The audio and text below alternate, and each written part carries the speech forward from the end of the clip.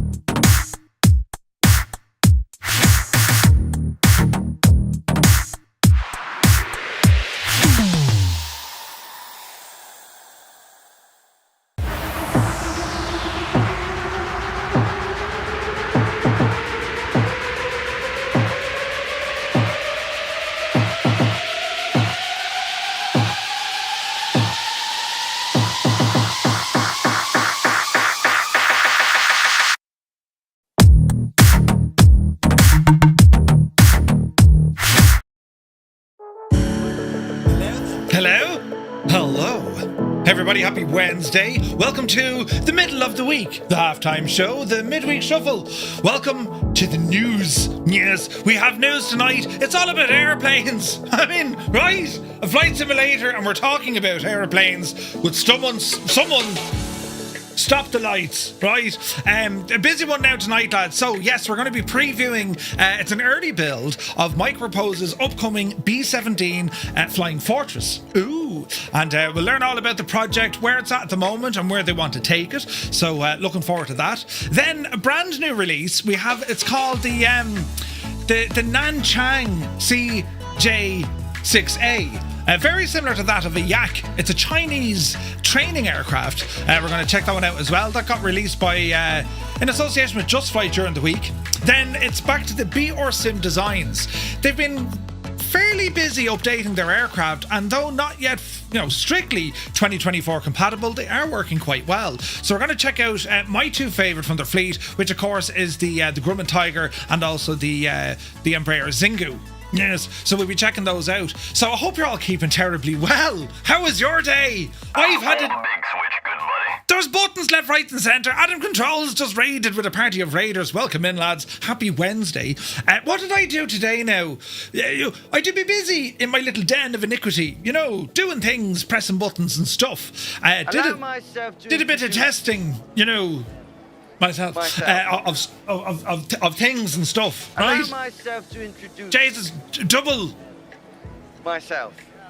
We're all in it together, lads. Way, but very busy day, and sure, here we are now, and we catch up with all the news making the headlines for our beloved flight sims over the past week or so. And there's a bit to get through. Then we'll be checking out the B-17. Then we'll be checking out the other aircraft. So if you're just here for the B-17, just we need about 6.5 minutes. Maybe longer now, put on the kettle, but we'll get to it very shortly. And I think you'll definitely enjoy this one.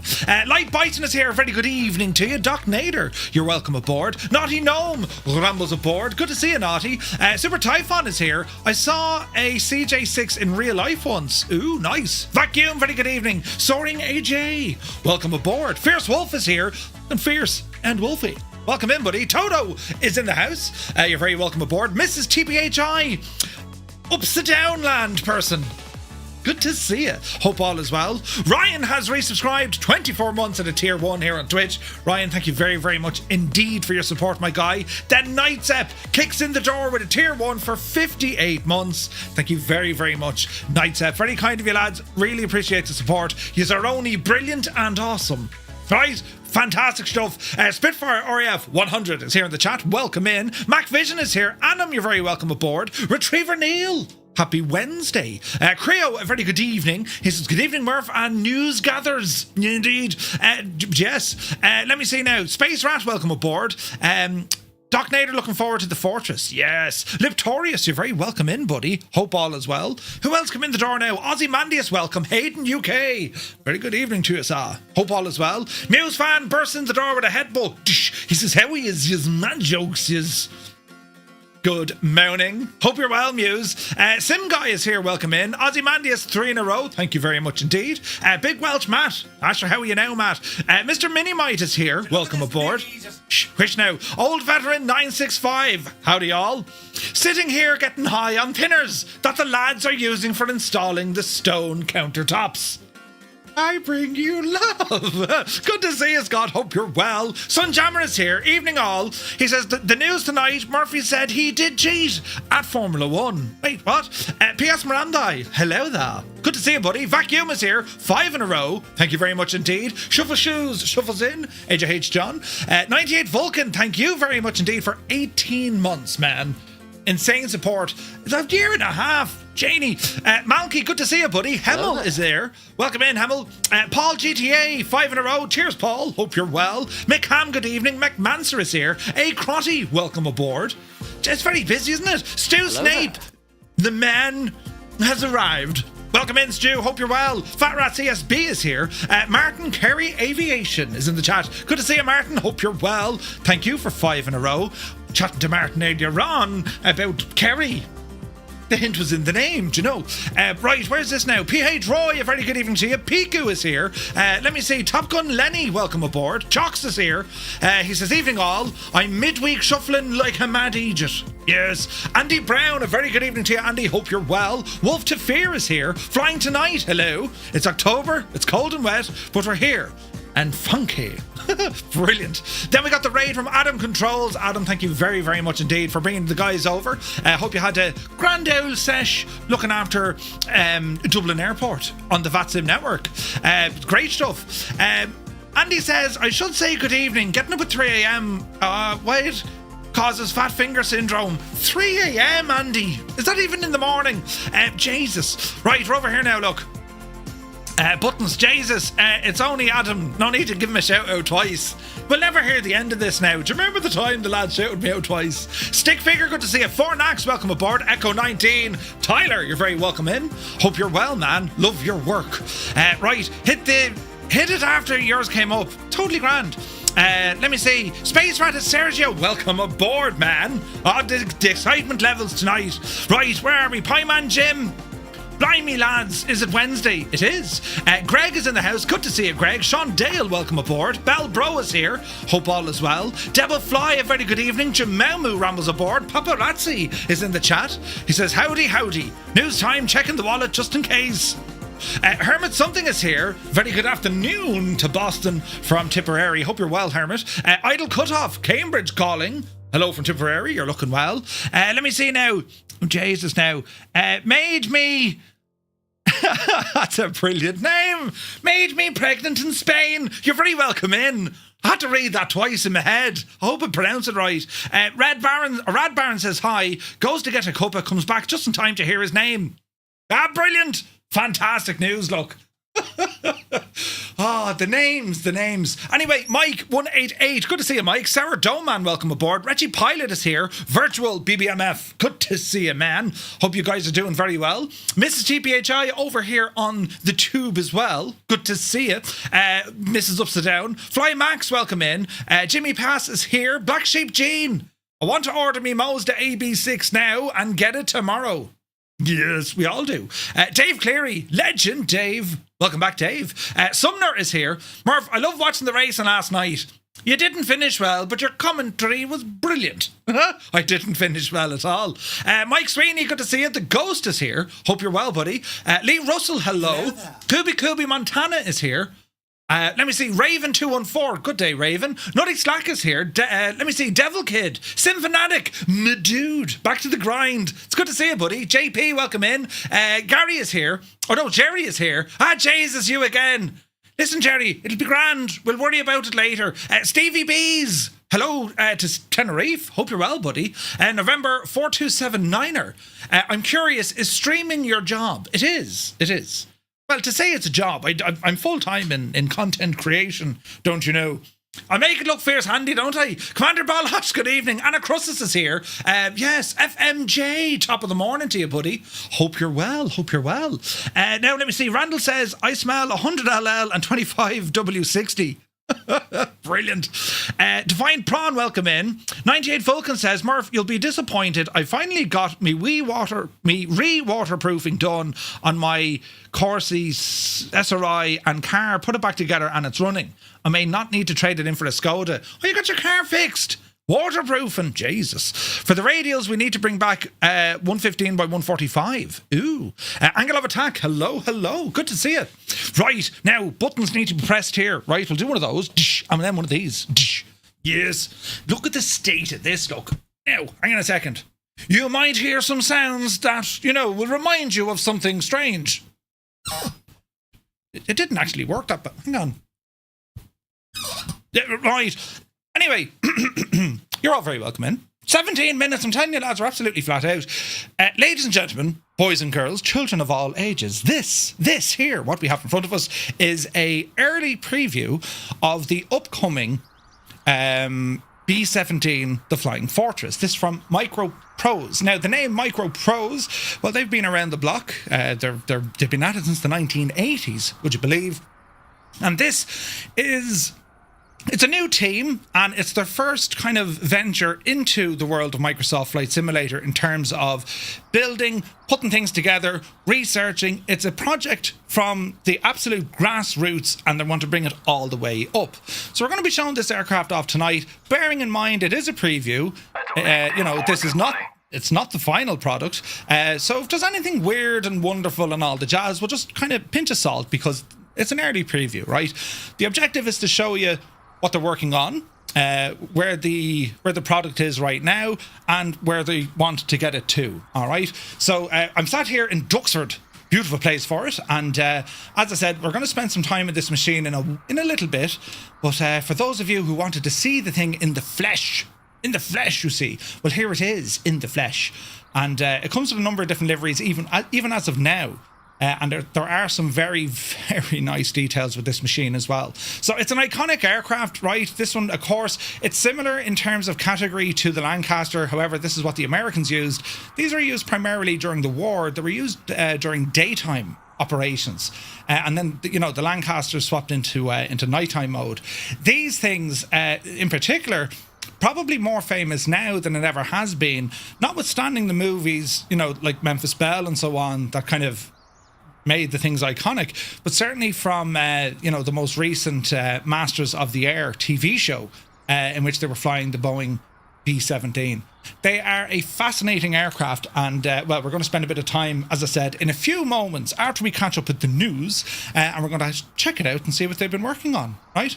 So yes, consider ourselves things to do, right? So, but before we get to that, friends, before we get all the way over to the lovely B-17, well, we have the news. Whoosh. And we'll start at the beginning.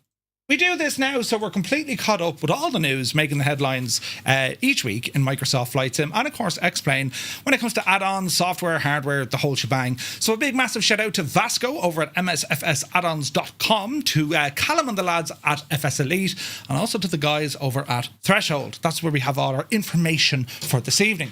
So we're going to start off at the beginning because that's a good place to start. PMDG.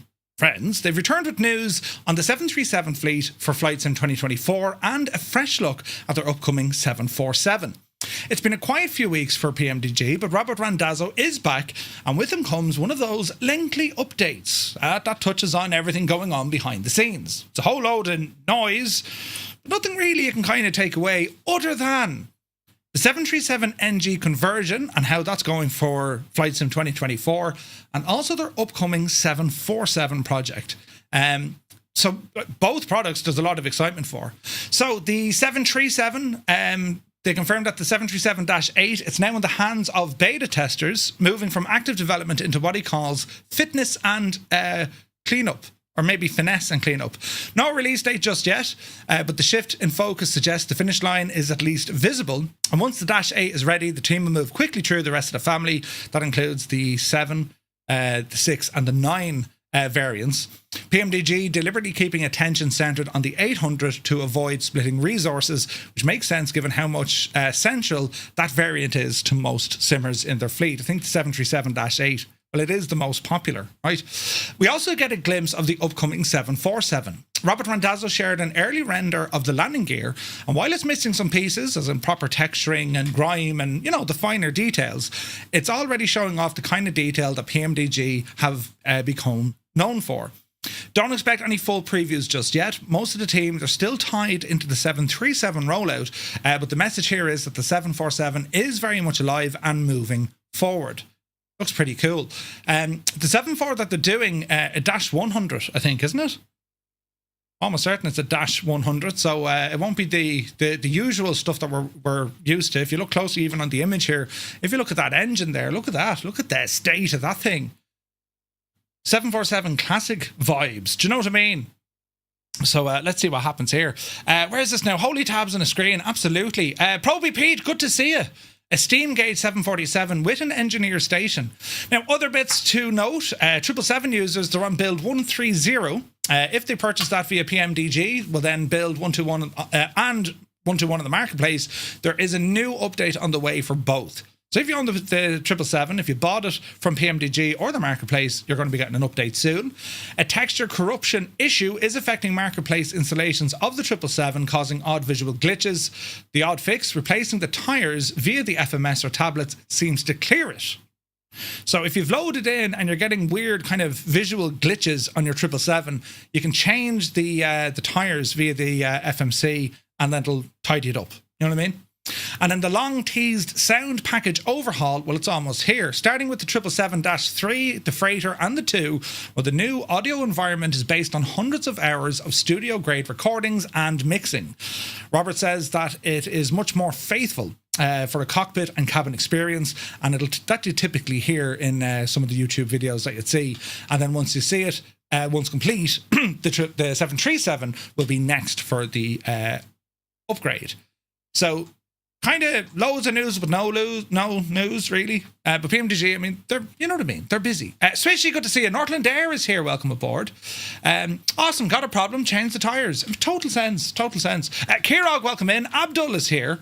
Welcome in, everybody. Right, moving on. Flight Sim Studios will have released their Super 27 expansion for the Boeing 727.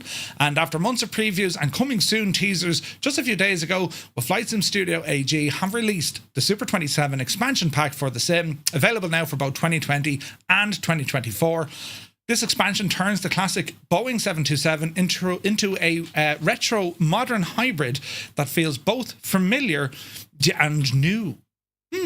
The Super 27 is about taking the trijet we know and giving it a serious upgrade. The expansion swaps out the original JT8D power plants for the 217C variants, including those mistakable clamshell thrust reversers. The result is a 727 that climbs faster, handles differently, and has the kind of presence you'd expect from a late career retrofit in the real world. But the changes aren't limited to sound and thrust. The cockpit is also where the real transformation takes place. The expansion adds an optional Collins EFIS suite, a brand new APS-85 autopilot with VNAV support, digital VSI and TCAS, usable even in the base 727, and also has dual DME receivers, auto spoilers, moving map display, and digital fuel gauges. FSS gives simmers flexibility here. You can stick with the traditional analog setup if you're a purist, or you can up into the EFIS and more advanced avionics. Passenger, freighter, and liveries for both. So the Super 27 enhancement, if you want to call it that, well, it works with both the passenger and the freighter variant of the 727, and FSS have included a sizable set of liveries to go with it, such as FedEx, LAS Cargo, and the IFL group. On the passenger side, they've included Eastern, Sun Country, Ansett, and also TWA. It's pretty cool. It's not a standalone aircraft, however. One important note, it is that of an expansion pack, so you'll need to already own either the 727-200 passenger or freighter package, or both. All right. The release of the Super 27 is more than an expansion. It highlights a growing trend in the aircraft lineup and these classic kind of jets. Do you know what I mean? For once, we've good ads on a website. Yeah, you gotta love the ads, right? Let me see. Lafritas, good evening. Where's this now? Murph, I got a new PSU. Ooh, and some dog food arrived. That'll work. Kevin Lewis, good to see you, Kev. Hope you're well. Strap21, thank you very, very much indeed. Cheers, buddy. 26 months, look. Did anyone grab the Super 27 enhancement pack for the 7.2? I'm going to start spending a little bit more time in this aircraft because it is getting up, it's on the way. And of course, we know there is another 727 in development already from FS Reborn and SWS. So it'll be interesting to kind of see now. We get a good gauge of where both aircraft are going to go. But it's starting to look pretty nice here, and with the new EFA systems, moving map and VNAV and all the jazz, well, it's starting to look very pretty. You got the enhancement pack for the 172? That'd do. Now, MicroProse, we're going to be covering this one tonight. They have set a release date for the B-17 G variant, the Flying Fortress, into Microsoft Flight Simulator. The Boeing B-17 preparing to take flight in Microsoft Flight Sim 2024 on October 9th, that is 1 week from today. MicroProse made the announcement confirming that the legendary 4-engine bomber will finally join the simulator as the opening act in the company's new Heritage Valor collection. That's what I'm saying, like this is it's a whole new kind of process, under MicroProse. There's a new team, new development, new skills, all of this coming in. So it's a brand new it's a brand new project. So it's going to be made available in what they call early access, starting from next week. For those still running in 2020, we're not being left behind. There will be a version made a little bit later, but the initial focus is to get this aircraft up and running first in Flight Sim 2024. So if you've been following MicroProse's return to flight simulation, well then you'll know the developer is aiming high with this release. The Heritage Valor Collection is pitched as an initiative to preserve historically significant warbirds in a digital form. The B-17 is just the first. But the email sent to press reiterates that more World War II icons, well, they're already on the drawing board. So this is very much their first foray into bringing add-ons into the world of Microsoft Flight Simulator. Now, we do have a number of different pictures here. They're all available on the website. And as I said, we're going to be checking this out in a little bit more detail here now in a few moments. Sergio Costa, who's here in our chat, Sergio was here, product development manager at MicroProse, frames the project as something larger than entertainment. He said, we want to bring these aircraft to this huge stage, which is Microsoft Flight Sim, to people who are passionate about aviation, value, and also those who appreciate them, just like what we do at MicroProse. So what are we going to expect? Well, it's going to roll out in early access, and we'll talk about that in a little while. You know, what they envisage the early access is going to look like and how things are going to be and when to expect updates. So on release, they're saying you're going to get a fully animated crew, basic systems with an initial flight model, first passed animations, things like turrets and the movements of, control surfaces and so on, authentic liveries, a prototype of the InSim clipboard, right? Quick access to functions. They're working on more. And MicroProse say updates will drop every 2 weeks or so, right? For about 2 months or so. So it could be one update a month for a couple of months, or it could be 2 a month, it could be 4 a month. It all depends on what way the feedback is going to be. And that's where the call of action here is. There is a call of action to this product. MicroProse, well, they want the feedback from the simmers. Those who are interested in this aircraft, those who have a passion for, these vintage aircraft, the warbirds, well, they're asking for your help to help kind of steer the ship to see what to bring or what to add, not just to their opening product, not just to the B-17, but for the entire future lineup that they're working on bringing into Microsoft Flight Sim. So it's very much trying to lean with the community here to kind of say, right, lads, what's the best way to move forward? What do you want? Can we do it? That sort of thing. The overall package, once released out of early access, well, it will have a high-fidelity flight model tuned with the help from professionals familiar with the aircraft, including that of crew chiefs and mechanics. It'll feature 4K PBR textures with realistic wear and tear, a soundscape built from recordings of Sentimental Journey. It's one of the last flying real-world B-17s. It will have a fully functional electrical system along with circuit breakers, maintenance model, crew configurations, an optimal modern avionics for those who like GPS and all the jazz, support for 2024's new walk-around system, and they're going to have multiplayer visible crew animations. So, on October 9th, that's a week from today, the Flying Fortress will make its official landing in 2024 as early access. So, as I said, we're going to be checking this one out in a little while, but it's very exciting. The name MicroProse, I mean, the products they've worked on over the last 40 years, I mean, it's they've always kind of been there with flight sims, right? And they've always brought their own kind of flavor to it. I'm very excited about this project and the other aircraft that are going to be brought into the mix here. So we'll cover this one now in a couple of more moments. Moving on though, the Nanchang CJ-6A is another aircraft we're checking out today. It's China's long-serving training aircraft. Has been released in development from UHI Products. It was distributed via Just Flight, and the release brings a detailed simulation of an early variant of the Chinese trainer that first entered service in 1965. Ooh. Where is this now? Bremen Bar, Murph, when convenient. Hello Roger. there. Envy says, Murph, I used to play MicroProse GP2, best racing game at the time. Nice. It's Zero Gaming, good to see you. Welcome in, buddy. Hope you're all keeping well. Are we flying today? We're going to take this B-17 out for a quick blast. Yeah. Let me see now. It's Zero Gaming. Hello. Good to see you, buddy.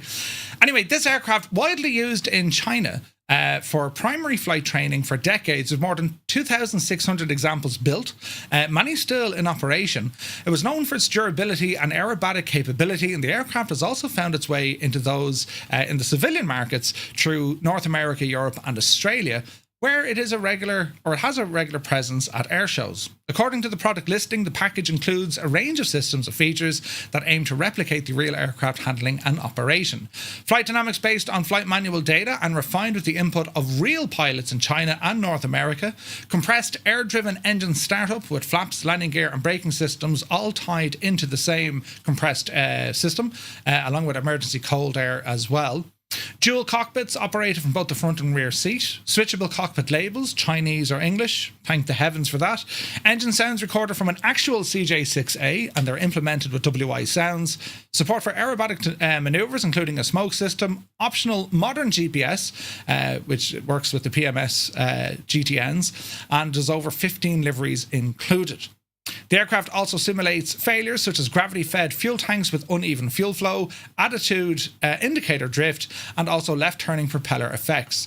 The aircraft from UHI, it's available right now from Just Flight, priced at $18.99, and we're going to be having a look at this, right? We're going to have a look at this. So, moving on. This aircraft was released as part of the New World update. It's the Local Legend 22. Now, we kind of fired this off quickly last week just to see what it's all about. We're actually going to be flying this this coming Friday for our group flight. But of course, the next entry into Microsoft Flight Sim's Local Legend series, well, this one is the NAMC YS11. Now, the NAMC. This is known as Japan's first and only post-war commercial airliner. The twin-engine turboprop has now been recreated for both platforms, 2020 and 2024. Zybot, good to see you. Martel, good to see you. Where is this now? So it was developed by the Nihon Aircraft Manufacturing Corporation. The YS11 first flew in 1962 and it went on to see 182 units being built. It's a short field capability with rugged design. They make it reliable, a reliable choice for regional carriers and also military operators from around the world.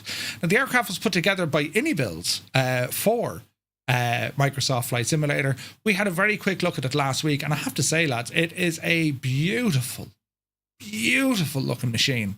I have to say, Nihon, not Nahon. So Nihon. Thank you, Super Ty. So in the sim, the aircraft comes in two variants, a standard passenger model and also a VIP configuration, alongside a selection of authentic liveries. It's powered by two Rolls-Royce Dart turboprops, 4-blade reversible propellers, and the YS11 cruises at about 294 miles per hour with a range of about 1,500 miles, making it well suited for short and medium haul routes. It's available right now through the InSim marketplace. It's priced at $19.99 with rental options also offered. 7 days for $9.99, 3 days for $6.99, or a 1-day free trial.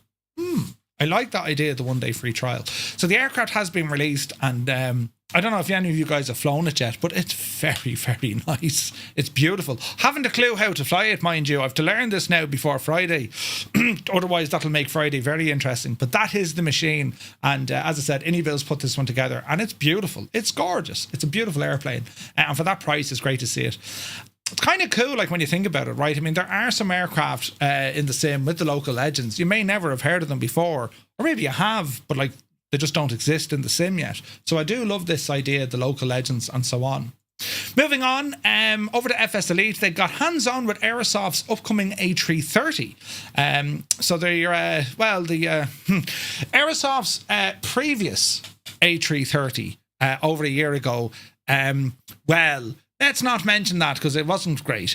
The aircraft launched with a number of bugs, missing fundamental features, and pretty much critical for day-to-day flying, particularly those who spend time on networks like FATSIM. Direct to wind data entry, essential tools for long-haul flying, even a cabin, it just wasn't there. Despite years of development, the product never really quite lived up to expectations, and it didn't receive the kind of updates since release that might have changed those perceptions.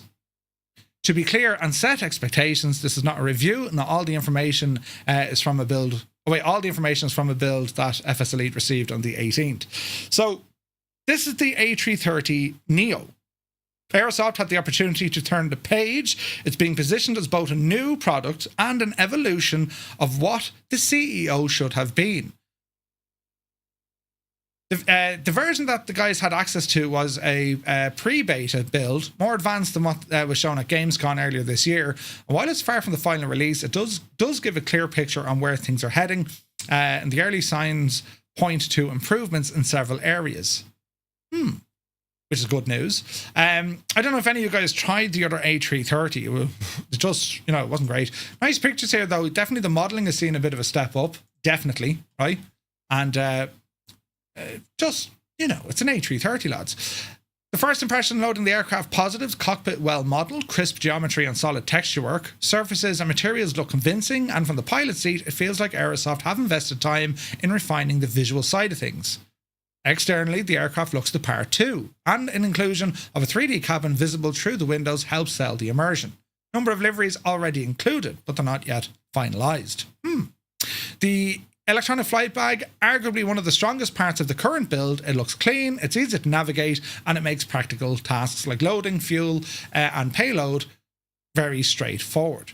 Another really cool feature is the inclusion of the ONS. It's a fairly advanced feature found on modern Airbus jets, providing pilots with a ground view of the airport's layout. This sort of jazz here as you're kind of manoeuvring from your stands, taxiways, and so on. So that's great to see that they're adding that in, right? The EFB, as you can see it here, looks a lot cleaner, easier to read, so on and so forth. You have the usual kind of Aerosoft stuff, just like your hardware calibration, and you can set some buttons and stuff up there as well. Performance also been impressive. Number of test flights. The A330 ran smoothly without any major stutters. That's good to hear. Now things become a little bit concerning in relation to the systems. Now granted, it still is pre-beta, so it lacks any sort of holes, direct to and wind data inputs, three features that are essential for flying long haul properly. Their absence makes on-land flying way more difficult, and for simmers looking for realism, it's a significant limitation. Strangely, the fixed info page works, and they're able to draw rings around the waypoints in airports. The LNAV is also not yet reliable. So that's all very much work in progress. So it's good to see that, considering how, not impressive the A330 CEO was, well, it seems that things are going better now. Now, I'm unsure what Aerosoft are going to do. Are they going to offer some sort of a, discount if you bought the CEO? Right? So you know what I mean? It's like, okay, we didn't do great on this plane. Right, here's a new plane. We're going to sell this one. So that's the only thing I'd be kind of half concerned over. But it looks at least that Aerosoft have taken some bit of a, a change up here, looking at the A330. So we'll have to wait and see, of course, right? We do know that they're working with Tolus on some of their aircraft. So some of the feedback they're going to be getting is coming from an aircraft developer that gets the official stamp from Airbus. Let's just wait and see. But it is looking impressive nonetheless, and like visually, and some of the systems that they are putting in, like the ONS stuff, that's pretty cool. It remains to be seen. Onto some scenery now. Simulations have announced Han Airport, that's in Frankfurt for Microsoft Flight Simulator, Han. ICAO code of Echo Delta Foxtrot Hotel. The team say progress is steady and the release is not far away. Scenery will release on 2020 and 2024. A couple of teaser images display the airport's air traffic control tower and a few other bits and bobs as well. Located a fair distance from Frankfurt, it's about 120 kilometres away. Ideal for Ryanair. Come on, we'll fly you to Frankfurt. Where? The airport, primarily used by low-cost carrier Ryanair and also Wizz, boasts a large 3,800 metre long runway, and evidence of its military past can be seen across the airport. A couple of nice pictures here from Simulations. It's coming together. McDonald's, yes. So, it looks like Han Airport for Frankfurt is on the way. Ryanair, yeah, pretty cool. Now, Paris Charles de Gaulle freeware scenery enhances 2024 while we're still waiting on the Payware project to release. Charles de Gaulle, one of Europe's most busiest airports, home to Air France and a major stop off for major airlines all over the world. It's a place of millions of travellers pass through in real life. And yet we've never really had one in the sim. Microsoft Flight Sim still doesn't have a payware rendition of this. Developers like Pilot Experience Sim and Aerosoft confirmed that they are working on detailed versions, but nothing is available just yet. That leaves us with, the default Asoba version, which does the job, but it lacks any sort of depth. There is a freeware one out, and it's created by Xavier Osadat, and is available over on flightsim.to. Installing the scenery, straightforward. Drop it into your community folder. And if you've got other Charles de Gaulle mods installed, they should be disabled. Once active, the difference is obvious. Parking stands have been completely reworked. There's 335 of them in total, with airline-specific assignments accurate to 2025. Terminal 1 satellite junctions have also been updated. Cargo aprons like India and Juliet have been rebuilt, and the new pavement layouts have been put in as well.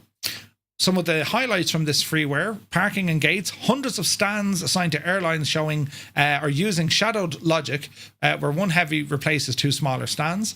Taxiways have new layouts, extended Delta taxiway, blue, orange, dual-use taxi lines for narrow bodies, and also the shortened ATC phraseology to avoid the long readbacks. Lighting now has new masts, repositioned windsocks and night lighting in addition to the runway guard lights, and pushback guidelines, nose out parking where appropriate, and red stop bars are visible from the cockpit. The historic turbo fog dissipation system is recreated, a heliport with start locations, also ground marking supported by the FlightSim 2024 SDK. The end result? Well, it's a Charles de Gaulle that feels much closer to the real-world counterpart, especially for those flying online. So you can actually grab it over on flightsim.to, lads. I'll copy the link, drop it into the chat. It's freeware, so if you like to be flying over that neck of the woods, well, we do have now a good freeware option while we wait, obviously, for the third-party scenery developers to knock that one for release. Now, SayIntentions AI, we had a quick look at this as well last week, but they've added more and more. They've rolled out their GA traffic. We were loaded into Weston and we saw a Cessna, we saw a King Air take off. They've also added a new career system, and there's new pilot tools. SayIntentions have announced a major update that expands the AI-driven ATC and its traffic ecosystem. It's all part of the AI living world. This part is belonged to general aviation. It was a request put out last year when they heard about traffic injection, and they said, yeah, of course, we'd love to do GA, why not? So the update now available for all the active subscribers on 2020 and 2024 when it comes to the general aviation. According to the developers, GA traffic now spawns at parking ramps. They request taxi clearance, departs, and either works the pattern or they leave the area before returning. The system also supports sequencing, spacing, and also go-arounds, with aircraft making standard calls on both controlled and uncontrolled fields. Users can adjust the intensity using their slider, and SayIntentions state that the coverage is already available at more than 16,000 airports worldwide. Thanks to taxi tune profiles configured with GA parking, airports' missing parking spots can be updated by users. We can fix it ourselves, allowing us to activate GA aircraft at the preferred locations, right? Now, the Gate 404 Club, alongside GA Traffic, the team have introduced the Gate 404 Club. It's a career-style progression system that creates a digital pilot identity. Pilots receive a virtual badge tied to their account with details such as their name, their home airport, and insignia. Progression is tracked across 3 categories: VFR flying, advances through logged hours; IFR flying by your hours, but also SkyOps, search and rescue, firefighting, and special operations, all advanced when your missions are completed. Leaderboards refresh throughout the day, and public profiles enable pilots to share their hours, their landings, and their activity logs. And SayIntentions say the partner members will receive a physical version of their badge as part of the merchandise package. Ooh. Also, Scratchpad has now been released. I don't know if you guys had the chance to check it out. I'll fire it up tomorrow when we're doing our VATSIM flight. But Pocket Sky, real handy. It just means you have another window inside of your SayIntentions app, Pocket Sky, and there's a full Scratchpad. You can use your finger, or you can use, like an Apple Pencil or whatever, and you can write your stuff down for, clearance, ATIS, and general notes as well. So that's all pushed out, ready to rock there now for the members. So they're just doing more and more and more cool stuff. Our SayIntentions. It's absolutely incredible what they're doing. I like this Gate 404 Club because they're not trying to take on, like a career in terms of, say, what On Air are doing, right? This is very much to say, well, okay, you like using SkyOps? Okay, well, let's see, can we build you up for different ranks maybe? Maybe there's a progression tree they can add to. You wouldn't know. But it's pretty cool.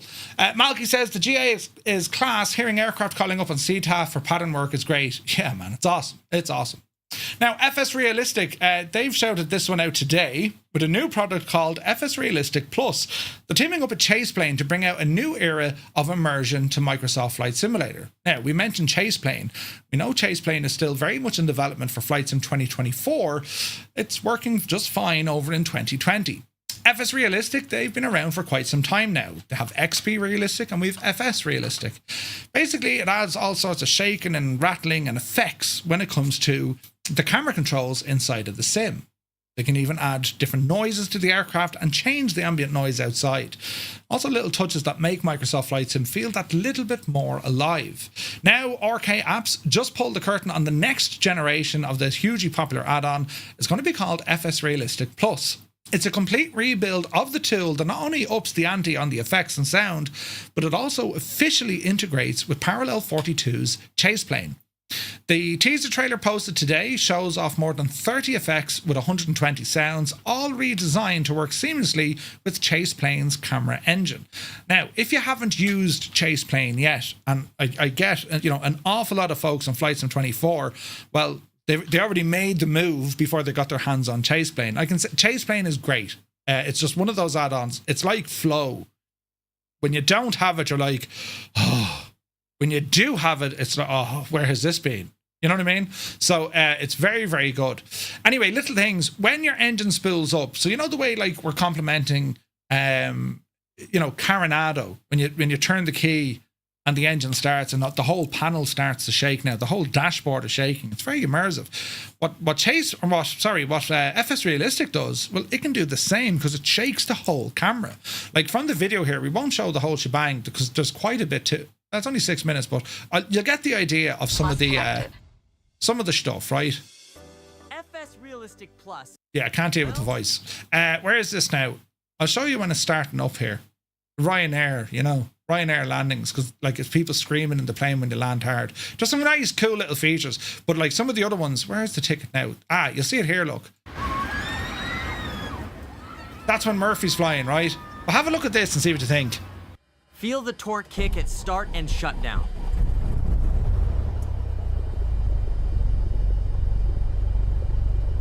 Like, I mean, that's pretty cool looking, isn't it?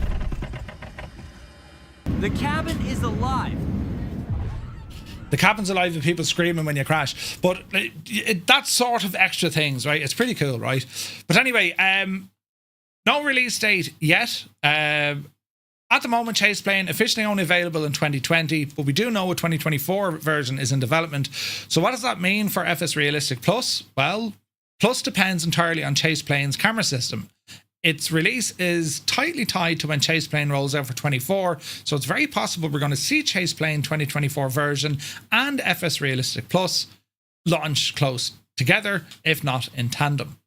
So, FSRealistic Pro, it's not going anywhere, still remains the standalone option, and that is working in 24. Pricing hasn't been announced yet, but RK Apps confirmed that Pro users will get a discount to upgrade to Plus. So, interesting kind of state of affairs. I don't know, do you guys use FSRealistic?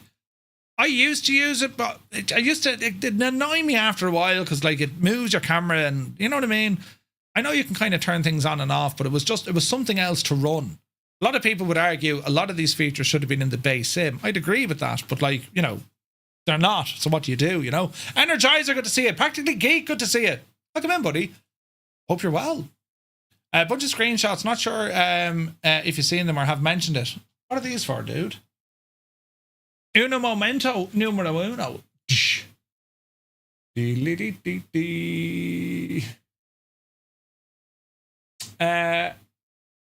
new... Wait now. Who are they called? Ether or Ether Simulations. They're working on a Manchester, are they? Ooh. Nice. We'll have a look at that. Use it every day, says Cloud Strider. Oh, nice. I'm after bashing me hand. Hang on, we have a look at this from Practically Geek. Hold hard. That's a big 10-4, good buddy. So more scenery on the way. This one here from... How do you pronounce it? Aether, is it? Lenny, thank you very much indeed for your 8 months. Legend. Thank you very much. So, yeah, like we know there's Manchester. This is like the second Manchester, I think, being worked on. Am I right in saying that? Those look pretty nice, doesn't it? These are early renders, of course. Old Manchester Airport. Goblin to Biz, good to see you on the YouTube Welcome in. I think Any Bills are working on one of these as well. I think.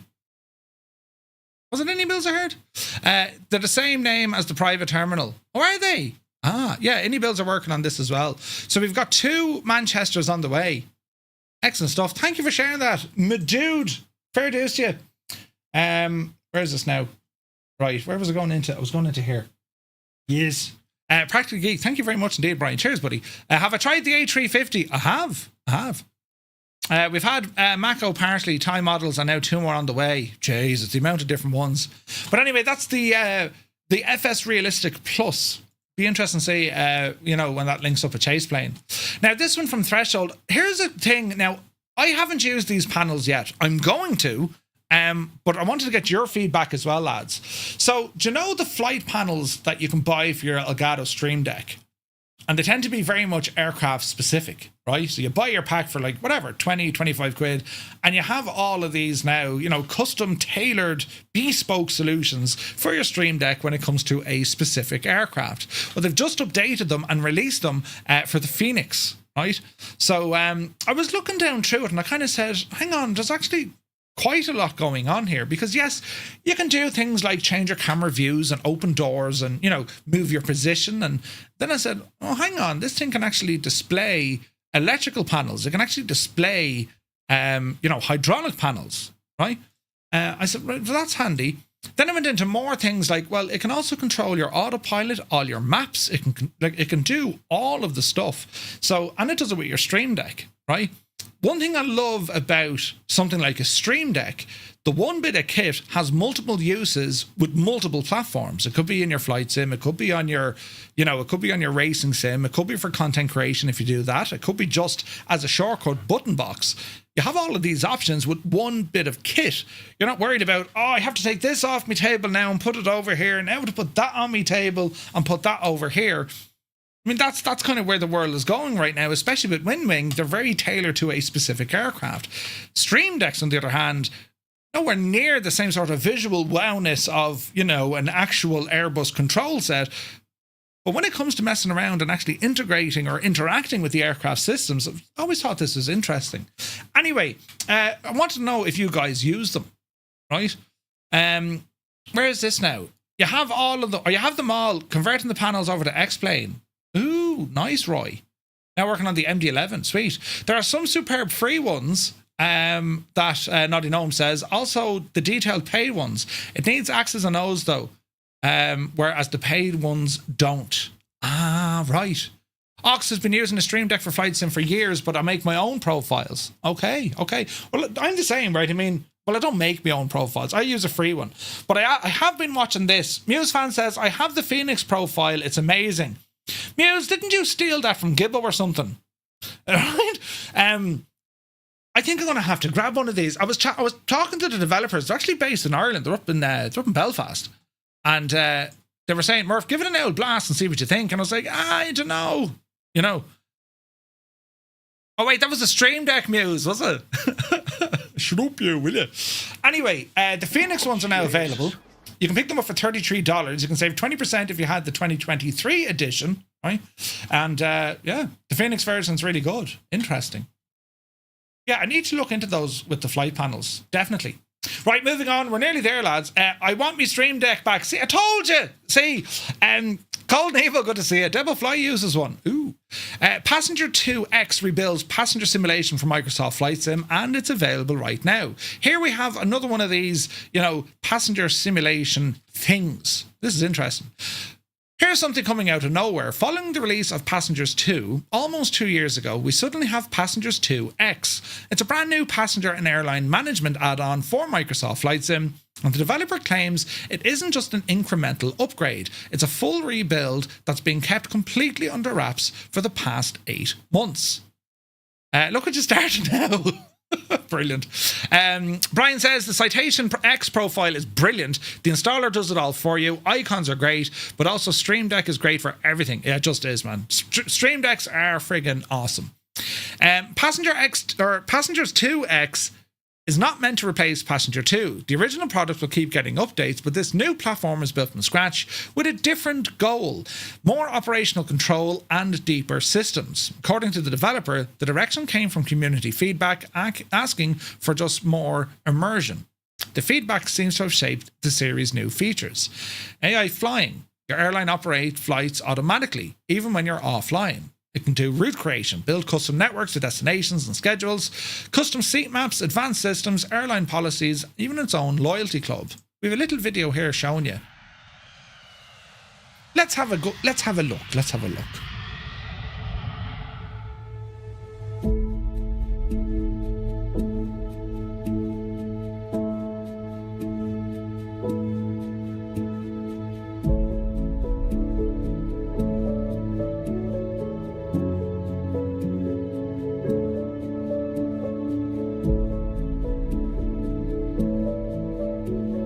Boarding complete. Cabin crew, arm doors and cross-check.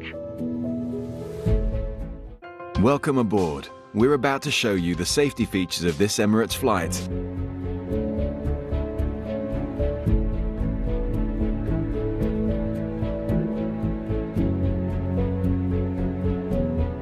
We are now starting our drinks and snack service.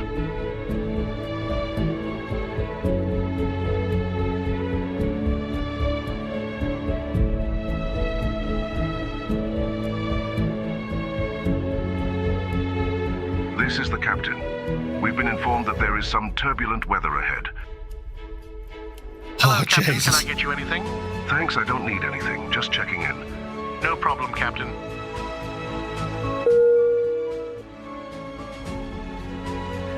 The captain has switched on the seatbelt sign.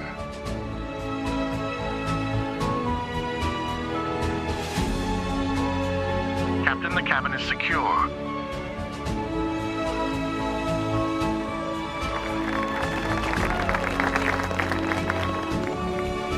On behalf of the entire... Now, it looks good, right? I'm not, I spilled half my drink down my top, lads, but apart from that, it looks nice, right? The only thing is, are we at this stage? When you look at it and it shows your passengers from this kind of top-down, kind of 2D thing, are we at the stage where we just really want to have, physically look back into the aircraft and you can see all of these things? Now, look, we're not there yet, I know that, but eventually... Give it a few years, that's what we're going to get, right?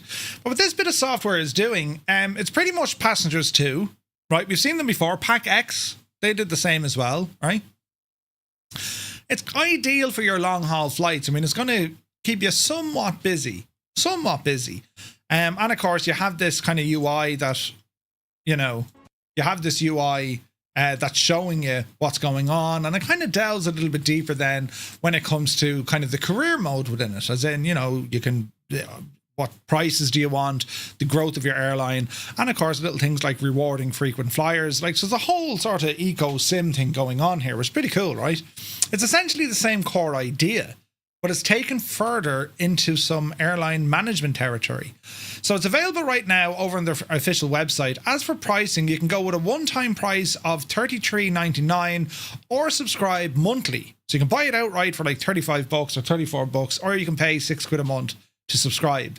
The subscription option was added to make the add-on more accessible and flexible based on feedback from simmers who prefer not to commit to a higher price. So I like the way they're doing, both options. That's pretty cool, right?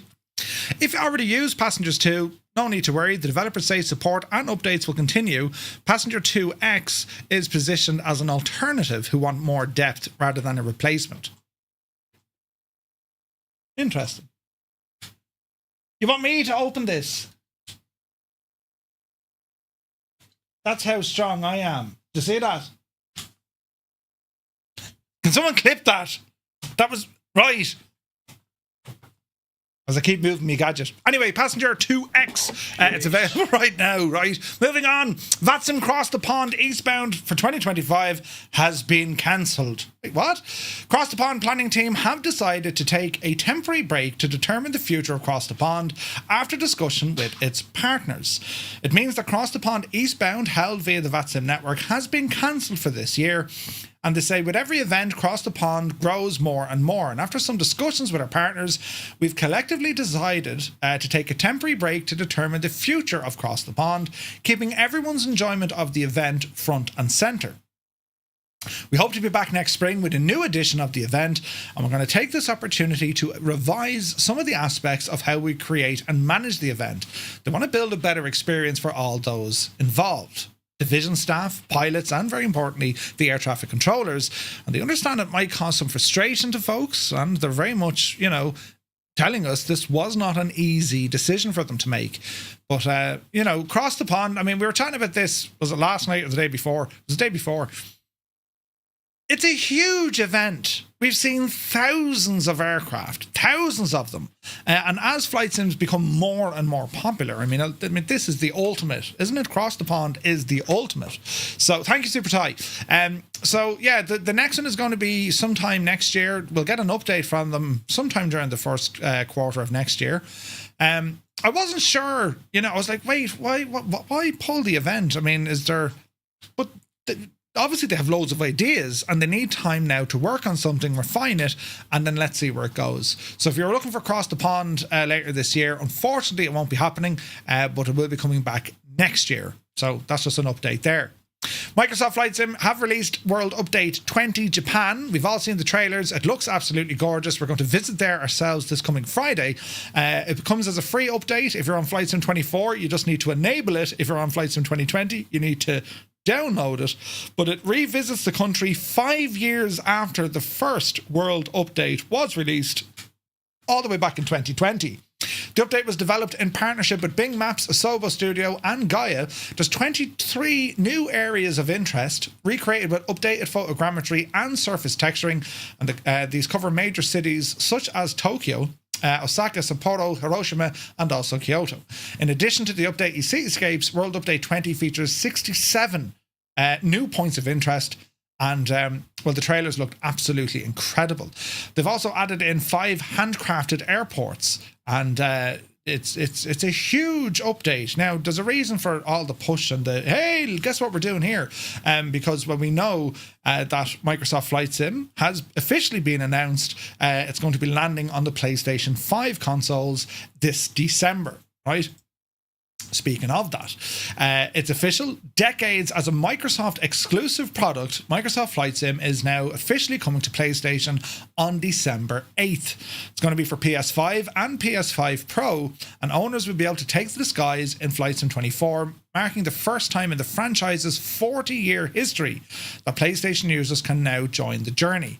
The announcement comes days just after rumours of a PC5 or a PS5 release began circulating. Now, I said this shagging ages ago, right? But anyway, pre-orders have now opened, and there's also going to be some nice bonuses for those who buy the pre-order.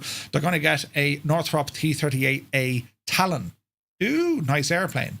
A closed beta for PlayStation has also been announced. There's a PS5 Pro sitting behind me. I'm waiting for access because I want to see how this is actually going to behave. We have a lot, I think ultimately, right? We've a lot of, there's a lot of caution around this. A lot of caution. There's excitement, of course there is, because we know more folks coming in. It's just a good story for our hobby. There's more exposure, more saturation that will lead to more add-ons, more hardware, more choice, and eventually better value because you've so much competition. Developers have to start getting, rolling up the sleeves and making things more better for us in order to buy them. So this is all great. The caution here is it has to be on the data servers. It's going to be at what capacity or capability does Microsoft and Asobo have in terms of, multiplayer servers, live weather, scenery, streaming of all of this, right? How is this going to impact its current customers? And that's what we are. We are customers of this. So that's where the caution is. It's very exciting, though. Don't get me wrong on that, Sean Dale reckons too much too soon. We still don't have it sorted on PC yet. Is there going to be a dev update? There is restoring, yes, next week. Next Tuesday, I think. Troy says, news might also be interesting. Level Up team now will move on the next phase, which is focusing on the visual update of their highly anticipated 737 MAX. Ooh, update 2 for XPlane. Ah, nice one. Cheers, Roy. Yeah, I don't know, lads. I think it's interesting. It's a great development. I remember even chatting to Jorg last year, the year before, and like his goal was, you know, when he was asked the question, would you like to see it on different platforms? Jorg's answer wasn't necessarily, you know, what platform it goes on to. He wanted to get the sim to be the most accessible flight sim. And you know, I say this because I've been there. I've chatted to them in person. With no agenda, just asking people out straight over the point. Here, what's the deal with this? Like the passion that these guys have, and I genuinely mean this, lads. When it comes to the flight simulation team, the team, right? Forget your Microsoft and all. The flight simulator team, they're very, very passionate about this. They're trying to get the product to be the very best. They wanted to be able to do all of the things. They understand things take time. And as a flight sim, because it's always going to be on that bleeding edge of technology and what's possible, you're never really going to get it 100% right. You're just not, because things are constantly changing. However, the whole idea behind this is opening up this hobby to, on paper, 80 odd million users. It's huge. It's absolutely huge. So like in one movement, they in theory can double the capacity of all console usage of the sim. Consider the PC. What do they reckon? 125 million registered PC users of, you know what I mean, of when it comes to gaming. So they're all very interesting stats. As I said, the only worry or concern or caution about all of this is purely on the data side. I'm very much looking forward to the next dev update. They're the answers I would love to get some sort of insight on. We know that Sim Update 4 is progressing very well. Don't know yet of a release date. One can only imagine it's going to be prior to the PlayStation launch. You know what I mean? Also, yes, Flying Tonight says Game Pass price is doubling. It is. Game Pass is increasing its price. It's the second time in about 2 years. Now, it's important to note, you have the option, because they're now coming with us, or they're coming to us with 3 different options for Game Pass. You have, like, you know, a light version, a middle of the road, and ultimate. So depending on what usage you want in terms of game releases, you know, you can choose accordingly. Or if you're just using Game Pass to get access to Microsoft Flight Simulator, now is the time to kind of start weighing up your options. You can buy this game outright. You know what I mean? If you're on Game Pass, just buy the game outright. Just be careful, because if you have the unlimited edition and you buy the standard edition, you lose access to that once you shut off Game Pass. So just do a bit of homework on that, I would recommend. You know what I mean? But yeah, they've upped the prices. Now they're bringing more games to the platform. I think they mentioned up to 50 additional games. I mean, if you're using it, well, then it's a no-brainer, right? I mean, what are the games? They mentioned that they're getting, what's the one? The Hogwarts, and there's other bits and bobs there. So if you're into your games, Game Pass is a great idea. If you're not, if you only have Game Pass because you wanted the likes of Microsoft Flight Sim without forking out $200 or $300, yeah, it's time to start thinking on that. But again, there are different price points. You want to check to see what is available with what type of Game Pass. For new customers, it's in effect right now. For existing customers, your prices won't change, I think, until November. So you have about a month to figure out what's the best course of action. For someone like me, I only really use Game Pass for Microsoft Flight Sim. I don't think this is going to be a thing that I continue. I'll just buy directly. Just buy it directly, you know. So, but yeah, it's David Bay. It's across the world. It's the US, Europe, and Asian customers. It's a complete price change across the whole shebang. They're upping the prices. That's what happens. So I don't know. They're bringing more games into it. So yeah. The increase, I think, I don't quote me on my exact figures, but if you're in the United States, I think it's now an additional $120 a year, or 130. If you're in Europe, it's about an extra €100 a year, or in the UK, about an extra £90 a year, something like that. It's roughly, it's not cheap. Like it's a big hike, lads. It's a big hike, no matter what way you look at it. You know what I mean? Sunjammer says, I use Game Pass for my handhelds as well. That's the thing. You want to be checking out, just go on, Microsoft have all the information there. They're not hiding the information. You can go in and see what's the best solution. Do you drop down to one of the lower tiers for Game Pass, or do you good luck to you? You know what I mean? Enzi, good to see you, buddy. You're very welcome in. Hope you're well. And lads, if I forgot to say hi to someone, hi, how are you? Right, moving on. WinWing, we've seen these now appear all over the shop, and this is their new Ursa Minor, the throttle, and they also have the PAC, which of course comes with your flap and your speed brakes. I've watched a couple of videos on this already.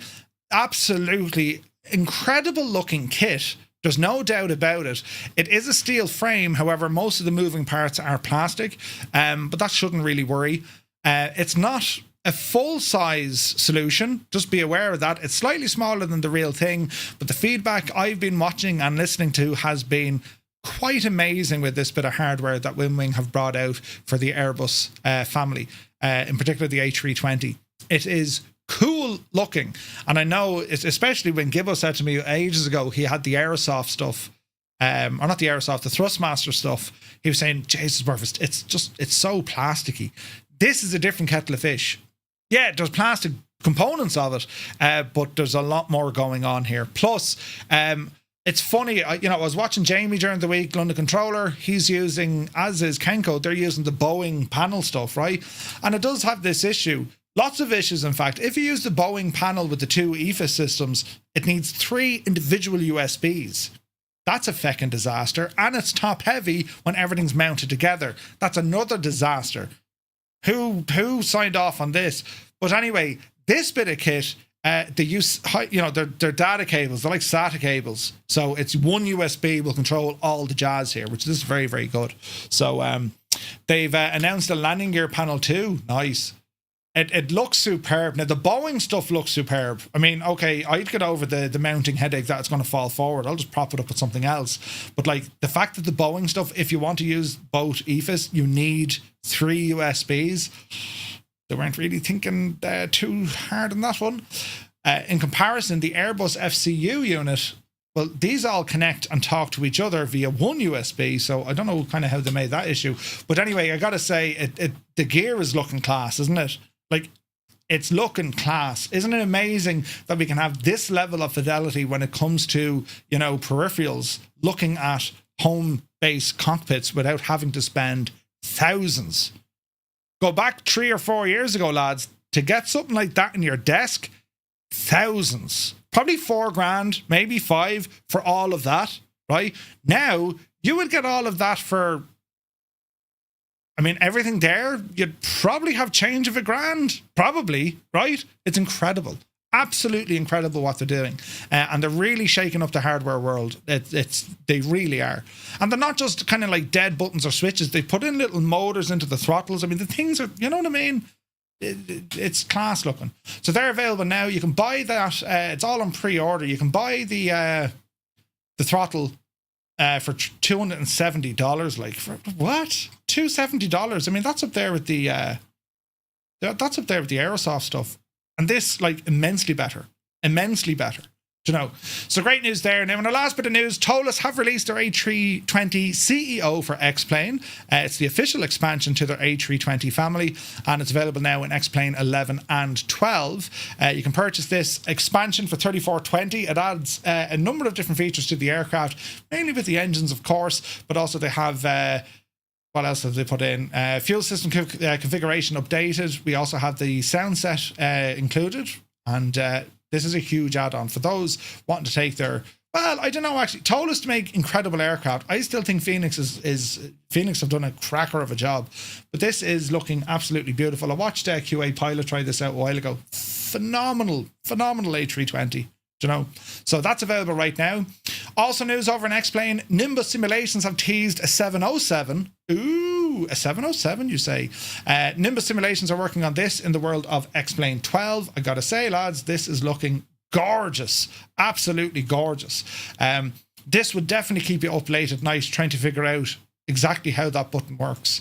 Now, Nimbus Simulations, when it comes to this sort of aircraft, this size and all the stuff that's going on with it, this is definitely new territory for them. But a 707, that to me is pretty cool. That is pretty cool. And to see it coming into the world of XPlane 12, especially where XPlane 12 is right now, going from strength to strength, this is definitely exciting news. You know, wasn't it the 7.0, the original Jumbo? Wasn't that it? Wasn't that I think it was. But anyway, that's on the way. And then, of course, XPlane itself, Beta 4 has been released, not Beta 3. So Beta 4, the XPlane 12.3.0, this is the major kind of weather update. Weather radars, depiction of weather, how everything works. And there's a couple of other fixes put in there as well. And you can really start to see this sim is really starting to gather momentum here. You know what I mean? So it's great to see. Also, by the way, if you are interested in XPlane, it's on sale right now on Steam. You can pick it up relatively cheap. Naughty Gnome says £800 plus taxes for the wing stuff on that image. £800 plus taxes. You're going to have change of £1,000 for all of that. It's absolutely unbelievable, lads. But yeah, XPlane, as I said, it's going from kind of strength to strength. Yeah, it's you can pick it up on a sale right now. And our last bit of news, good man Energizer. Our last bit of news then comes from A2A Simulations. And well, let me see. Do we have A2A Simulations? We're going to the website. Because, friends, the Aerostar has officially left early access. Version 1, well, it's now out the gap. It's now fully available, and this is absolutely incredible. This project has released over the last couple of months. We have seen nothing but very, very good updates all the way along. There is a beta channel separate to all of this, so as a beta tester, you have to get in and play with the things and, you know, report back any bugs. A2A are like rocket speed at fixing things, like unbelievably fast. Anything that I've listed, they brought it like within a week. Anything that within a week, yeah, that's fixed. We've implemented this and that's all working. Anyway, the Aerostar, it's now in version 1. What's going to happen next? Well, they're going to be adding a couple of more features to it down the road. They're going to be bringing it to Xbox and PlayStation. That's their plan. And they're also going to be making it for 2020. A lot of folks wanted to see this aircraft in 2020, and A2A have announced, yes, it will be coming to 2020. So their next project, no one knows what it is yet, or at least I didn't hear. They said the next aircraft A2A are going to be working on is an aircraft they have not yet released. It's an aircraft they've never worked on before, which could be anything, considering the size of the, the size of the catalog that A2A have. Massive catalog. This is going to be an aircraft they've never released before. Now, a lot of people are kind of looking forward to like a Cessna 172 or, you know what I mean? This, they say, no, we're doing something very different here. So I'm very interested. Keep an eye on, if you do your homework now, you can hone in and know where A2A keep their real world aircraft. And you can kind of see what's at said airport. I mean, you can really do detective work here, lads. I'm just saying. You can dial in and figure out who's flying in, who's flying out, of where they're based, and get an idea of the aircraft that they're... I'm just saying, you can do your detective work. So go off and do a bit of whodunit, right? And that'll definitely tell you where things are at. So, yeah, great news there from A2A as well. Right, now, the moment we've all been waiting for. We'll be back after the commercial break. I'm only joking. Here we are, friends. A B-17. We'll talk about it, because this is it's an early access. It's going to be an early access release next week, and it is a project, as I said, from a new team. MicroProse, they've been around the block, as I said. They're there since the 1980s, and this is a brand new collection that the plan is this is going to be the first release. All right, so the B-17, it needs very little introduction, but I'll give you one anyway. The Boeing B-17 Flying Fortress, it's an American 4-engined heavy bomber aircraft developed in the 1930s for the United States Army Air Corps. Resonate, good to see it. A fast and high-flying bomber, the B-17 dropped more bombs than any other aircraft during the Second World War. It was used primarily in the European theatre of operations, and it's the third most produced bomber in history, behind the American consolidated B-24 Liberator, and of course, the German twin-engined Junkers Ju-88. B-17 was also employed in transport, anti-submarine warfare, and also search and rescue roles. There was over 12,000 of these aircraft built. 12,731 to be precise. And they were manufactured between 1936 and 1945. First introduced in April 1938, and the various or the different variants that we had, you know, you had the C-108 Flying Fortress, the YB-40 Flying Fortress, and then this developed into the 307 Stratoliner. That's where it's got, you know, the Stratoliner got its origins from. But the aircraft itself, it's, as I said, Memphis Belle. You ever watched that? Or there's documentaries on it. Masters of the Air, the most recent, right? That is the aircraft that they use, right? It did see a bit of action as well over in the Pacific Theatre, all right? And then it became bomber defense as well. So in terms of its usage, it was used everywhere from Argentina to the United States, Portugal, Mexico, Japan. How did Japan get used to these? Probably something down. Colombia used them. Tons of them. Tons and tons and tons of them. And some of the most notable B-17s with all the different names that have. So you'd have, like, you know, Chief Seattle or Hell's Kitchen, Mary Ann, the Memphis Belle, of course. And even the name, the Memphis Belle. 12 o'clock high, 90 Vulcan. Yeah. Even the name Memphis Belle, how it got its name, Memphis Belle. You know, the crew were off looking at a movie with John Wayne. Forget the name of the movie now, you'll have to forgive me. But the name, the Memphis Belle, was the name of a boat or a ship that John Wayne was on, and the lad said Memphis Belle. That's what got its name, right? But anyway, where are we at here now? Specifications. So she's powered by 4 Wright or 1820 turbo supercharged radial engines, 1,200 horsepower each. Had a maximum speed of 249 knots. It had a service ceiling of 35,600 feet. And it had a range of, what was it now, 1,738 nautical miles, or a ferry range of 3,260 nautical miles. This thing had exceptional range. It had 13.5 50 cal guns.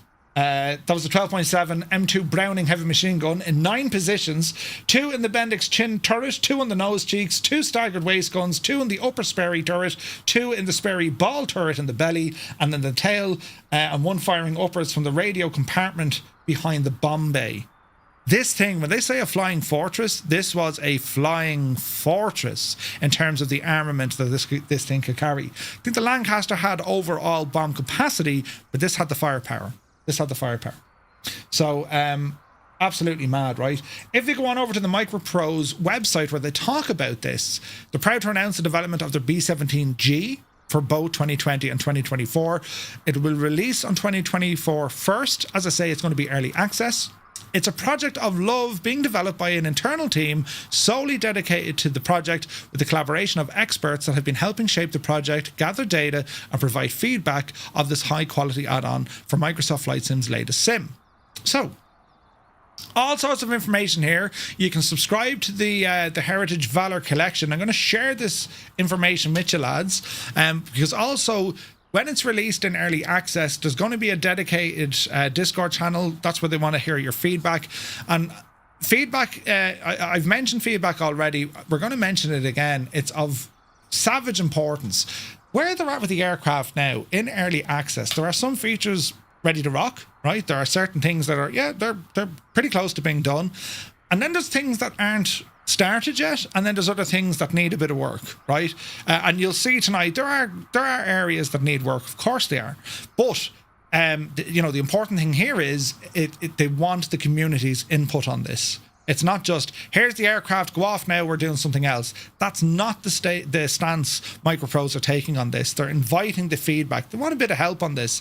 They know what they want from, you know, the passion project, but they want to make sure then that it aligns with what us, the simmers, want to see as well.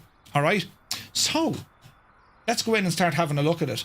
In terms of early access, there is a bit of a roadmap. So their plan is, we'll see the initial release, all the basic systems will be in there, the initial flight model, you know, the crew are going to be in there, prototype, internal testing of the clipboard system, and 6 liveries. Update 1, so this is what they're planning for. This mightn't be, verbatim. They might have to change things around, of course, depending on what the issues are. Update 1 will be a focus on bug fixes, fixing textures, and also the systems. Update 2, that's going to be the same. Bug fixes, texture improvements, system updates. Update 3, bug fixes, texture improvements, system updates. Then they will plan for the final release that'll have the full features, the crew configuration, the maintenance mode, the optional modern avionics, along with a paint kit.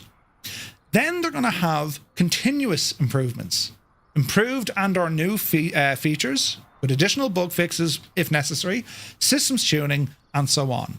This is their roadmap. Without putting in the actual specifics, this is how they're going to tackle any shortfallings, any bugs, any requests. And what's pretty cool here is because this is a brand new project, and I've spoken to Sergio over the last number of days, the feedback they're looking for when it comes to the B-17 launch, the feedback you give them, it could be from a feature request, right? It could be a different way, maybe target, different textures or different liveries or whatever. It won't just impact on the B-17. This is stuff that, MicroProse want to take into their upcoming projects as well. So, you could have a great idea for them and they say, do you know what? That's a great idea. We can make that work. Not only will they try and make it work, but it's something that they'll consider when they're also working on their upcoming other aircraft. But I think that's fantastic. That's such a healthy, great way to do it. Yes, people might get scared with early access, but when you see a roadmap to say, this is what we're doing, they're not saying you need to buy it now. They're saying we're going to release it now because we want your feedback. As we do this, this is our plan during this early access phase. Average time, they're hoping between each of these updates, 2 weeks, maybe 3, depending on what sort of issues arise, be it bugs or features. Between the initial release and the final release, they're hoping maybe 2, maybe 3 months. Roughly in and around that sort of ballpark. That's what they're aiming for. All right? Great stuff. So what do we have? Well, let's go in and have an old gawk at this machine, shall we? Because it is very pretty, as they change a bit of time of day. So it comes with a number of different liveries right now. This is the one I'm just checking out just to see what it is, right? And in terms of texturing and all the jazz, it's a beaut. The modelling is very impressive. It instantly looks, that's a B-17, especially at the front. It's hard to read them at the back. It's like, wait, what is it? B-17, definitely, you can see it, right? And there's a lot of interesting things with this aircraft. When I first saw it, I was like, really? You sure? And then I was educated, right? I'll talk about that now in a moment. But as we can see, just moving in, and we'll get up close and personal to some of the areas on this as well. I just want to get the weather right so you can actually see what I'm looking at instead of saying, Murph, we can't see it. We can't see anything. Clear away the out skies and get the sun up there. So there we go. Look, we can see textures now, lads, right? Your SimCFI, good to see it. So, when it comes to the details, look at the engine. It looks very, very nice. It's very beautiful. There's limitations when you get your nose up to it. Right? You're a SimCFI. Thank you very much indeed. Cheers, buddy. When you get kind of, nose up to it, you can kind of see where the strength of the textures kind of wear out. But we've seen this before on other aircraft. We've seen that, okay, yes, they can go absolutely bananas, but then, no one's going to have the FPS in order to run it. So they have to try and strike a balance. You know what I mean? But I think looking at the aircraft and even the glass, that's beautiful. On the main, look at that on the spotter of the front. It's just beautifully done, stunning. And all the modelling is done for the guns, but even the detail here on the guns themselves. They were zip ties that actually closed them off from the elements. You can actually see the tracks of the zips, right? And the textures, it's done very, very nice. Very, very nice. And of course, all those 50 cals all over the shop. And there are, there's crew in there, animations and all that will be added to it. And as I say, because it's early access, well, if you see anything kind of weird or wonderful, well, let it be known. And these are things that the developers can go off and say, oh yeah, we'll work on that, right? But certainly looking at the machine, it strikes a pose, doesn't it? It really does. And we saw the B-17 down at Duxford. What was the name of that one that's still flying? Very, very beautiful looking machine. And the scale of this as well, it's massive. Absolutely massive. And the space inside is massive. You consider that of, the Lancaster where, like, was it Sally B? I think that's the one. Sally B. It was Sally B. The scale and the amount of room that the crew had in this, unbelievable compared to the likes of... when it comes to the likes of the Lancaster. The Lancaster, like, you know what I mean? They were friggin' tiny in terms of what was inside and available. So, as I said, with the different liveries, this one here, she's gone for the kind of bare metal look with the tail, and with a bit of texturing over there on the wingtips. There are other ones, of course. You have your ODs. It strikes a pose, a MicroProse Echo 19. I mean, that needs to go on a t-shirt. Brilliant. I'll see myself out. So that's the exterior, right? And what I'm sure you guys can see there, I mean, it looks very nice, doesn't it? And with the different liveries that you're going to be able to mess around with. As I said, if you do get in a little bit close, right up to it, you're going to kind of see, I mean, there's you'll start seeing the edges fairly quick, right? Where, from the painting, it looks like, oh yeah, there's rivets. Well, they're flat rivets. Now, whether or not that's going to be something that you say, no, I need it to be, or it doesn't really matter, that's going to be up to you. But I think, from the normal sort of distance, it's stunning. It really is. I mean, this sort of range here, it's stunning, right? Just beautiful. And the accuracy. And we're going to talk a little bit about the accuracy here as well, because this is something I was like, that can't be right. And it is right. I'll tell you now. Actually, will I use the drone cam inside? Let's see what happens here, right? This could be all sorts of weird and wonderful, but sure, listen, we'll do it together, lads, and see what happens, right? So we'll go in here by our gunner. How are you? How are you? Inside, and you're probably saying, Murph, what the name? Did they forget to do the textures? Do you see the stuff on the walls? That doesn't look real. I've been to museums. I've been inside a B-17. That's not correct whatsoever. Now, granted, it might need a little bit of work and, maybe dial it down a little bit, the size of the font. Hello there. That is accurate. Frightfully accurate. That's what it was. This friggin' Alclad stamps all on the inside. These things weren't highly polished. They didn't have the lovely green paint on the inside. Paint weighs aircraft down. Fact. These things rolled off the production line like that, straight into service. Museums that we have now, yeah, they're all painted up and they're looked after and they're treated and all of these things. And this is something I said, Sergio, are you sure? He goes, Murph, I'm telling you, look. And we started going through reference photographs and we're like, bloody hell, I never knew that. And I was like, it doesn't look right. But they were. That's accurate. I learned something about the B-17. I thought they were all highly polished, and no, they weren't. This is pretty much the way they came out. Now, again, there's probably a couple of fixes and little tweaks to be done here and there, but essentially, that's what it was.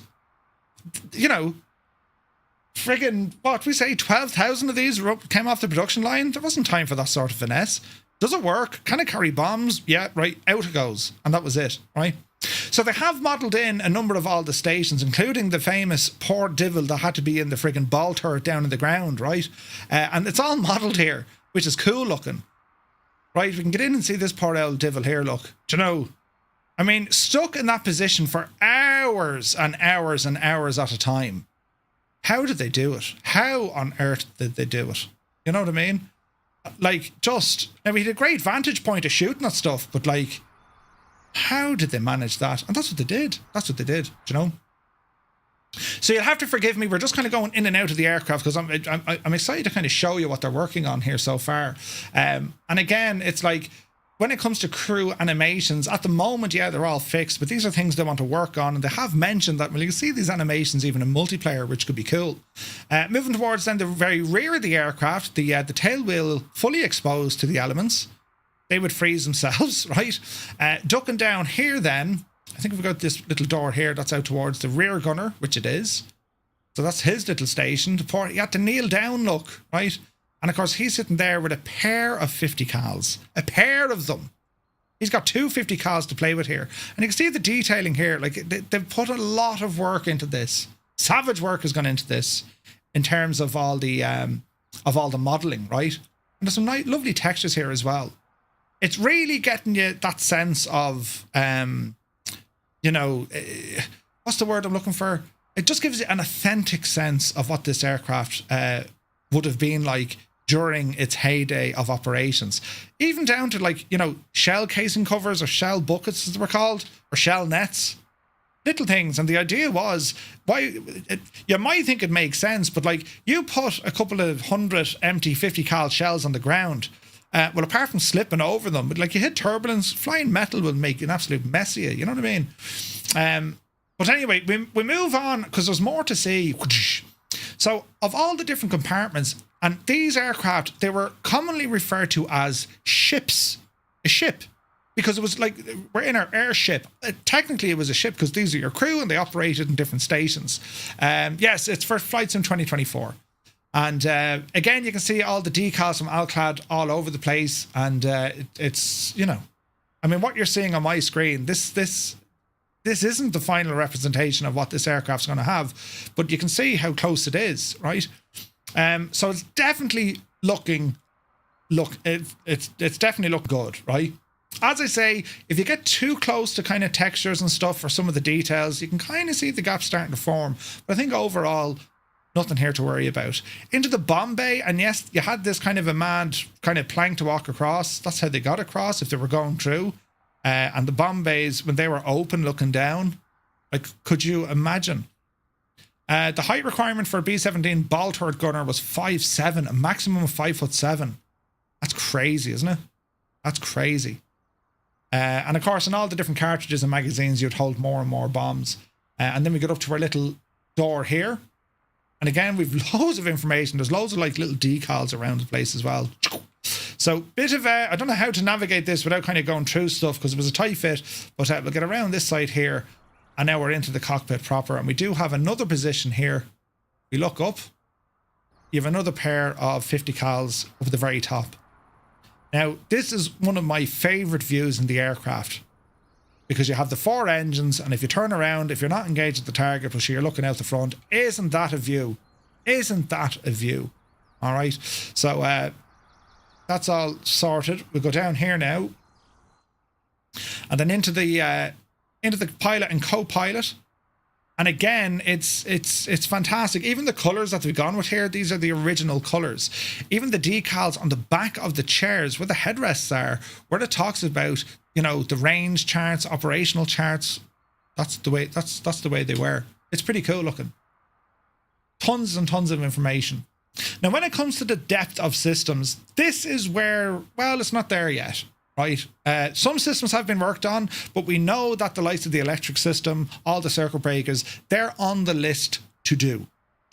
Right. There's still quite a bit in here that needs a bit of work on, but they're working on it.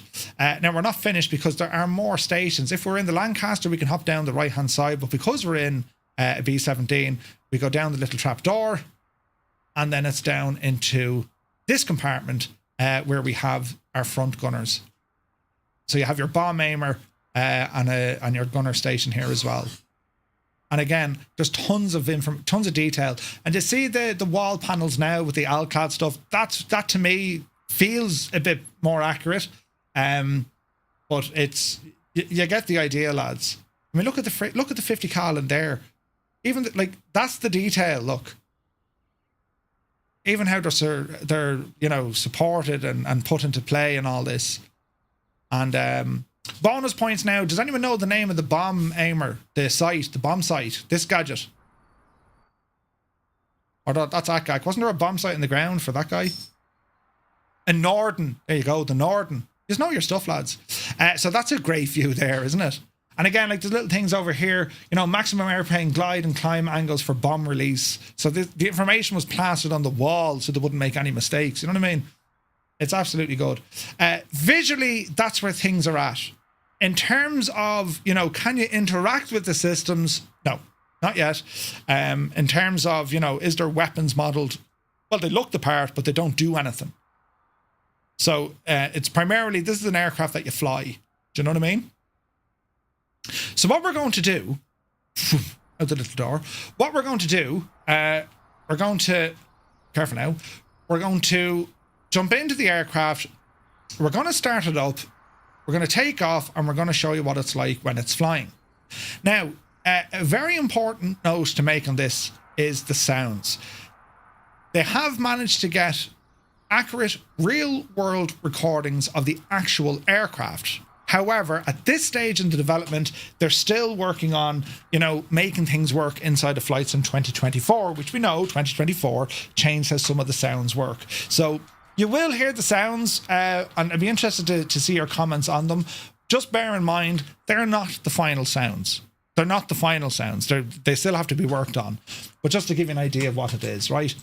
Also, what will be shipping with the product, and we do have some information here where we have snippets of the upcoming manual, which is nice to see. And I like the artwork here and all this jazz as well. So we can kind of get an idea where things are, what did they do, console stuff, filter panels, and then also the different starter panels. A couple of nice pictures put in here as well.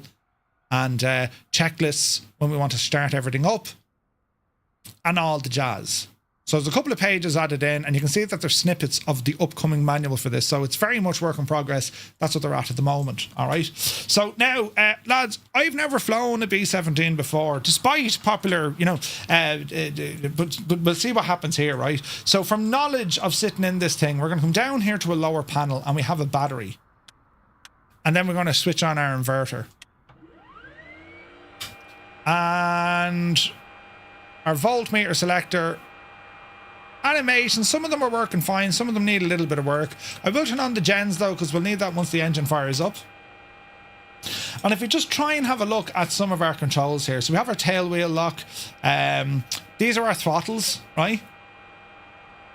And it's an interesting setup because there's actually 4 throttles in one. I have everything bound to just one single throttle, just for, ease of use. But you can see you've inner and outer engines on both sides. So I keep all these together. Just for me, it's what works, right? We also have a propeller pitch, again, for 4 engines. You can do them individually. I just have all my prop pitch bound to one single control. The same when it comes to the mixture. So all our mixture is here. So we can go lean or rich. I'm going to horse them all forward. It's just my bad habits. That's what I do. Cowl flaps, I don't see them modeled yet, but they will be there. So we can open them. And then we have booster pumps, 1, 2, 3, and 4, right? We also have our magneto switches for all engines. We'll go ahead and turn these guys on. And we do have a kill switch here, which can go up or down, all right? Bring our mixture now back to full.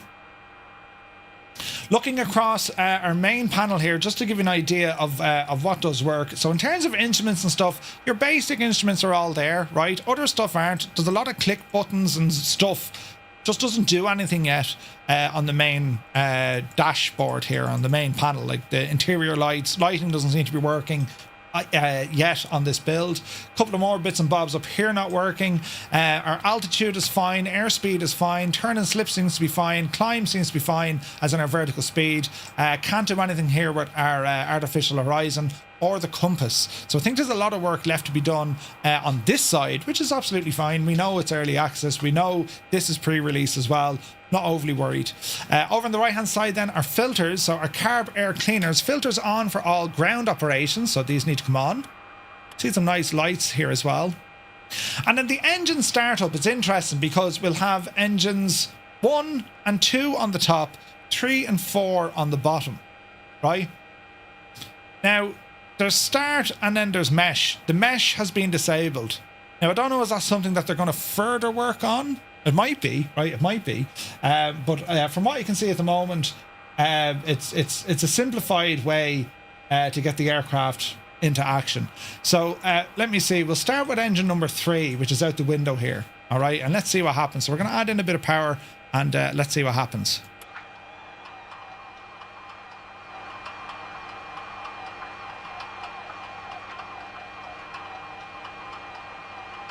I hope this works.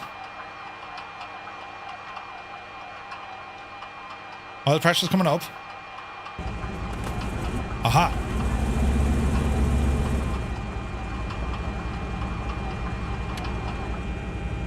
Okay, so there's 3. We're going to start number 4 now, but we'll check this one from the outside.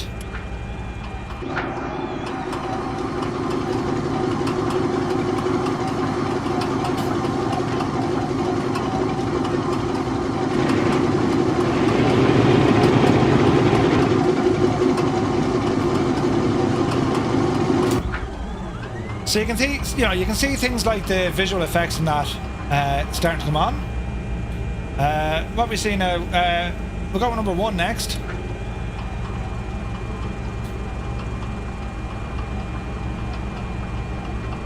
Spinach.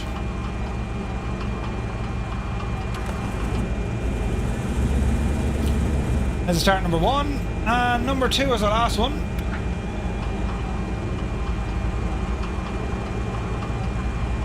No windows here that could open, at least that from what I can see they couldn't open. I think there's like a sliding panel here, but not modelled just yet. Okay, so there's our engines up. Now this is the early kind of EFB they're working on. Now you can see it's very basic at the moment. We can only enable or disable the crew visibility inside in the cockpit, but you get an idea then what the rest of the crew are going to be doing. They're not enabled just yet, so we only have the one option. So the sounds, as I said, we'll have a listen to those in a moment, but you can kind of see where the crew are. You can see, they're 3D rendered, it looks the part. But it's the sounds that we might have a bit of crack with, alright? So let me see, before we get going, let's just verify we're running. Yes, we are, that's all good, starters are off. We'll come over here and have a look at the gens, make sure they're working. So if I turn gen 1 off, 2, 3 and 4 should take its load. If I drop 1 and 2, well then 3 and 4 take its load. If I drop 3, 4 should be doing the work of all the gens. So it is working. So there's already a bit of logic put in here for the electrical system, alright? So the sounds, well, let's have a listen. Interior sounds, then we'll go outside. And as I said, lads, they need a bit of work. We know they need work, but have a listen.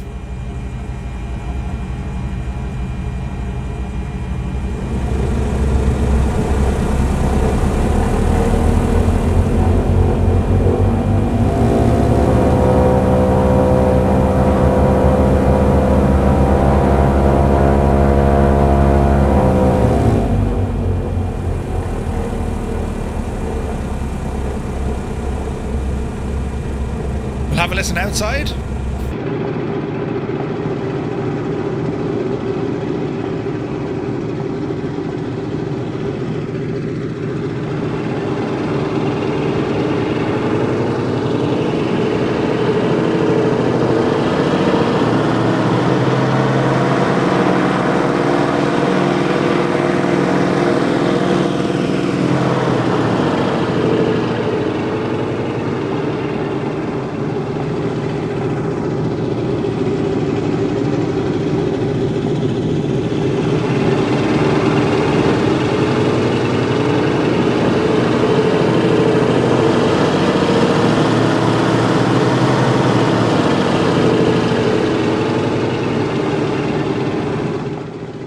So they're the sounds. Now they do have this weird kind of oscillating, kind of echoey, tinny sound. I mean, you get that if you listen.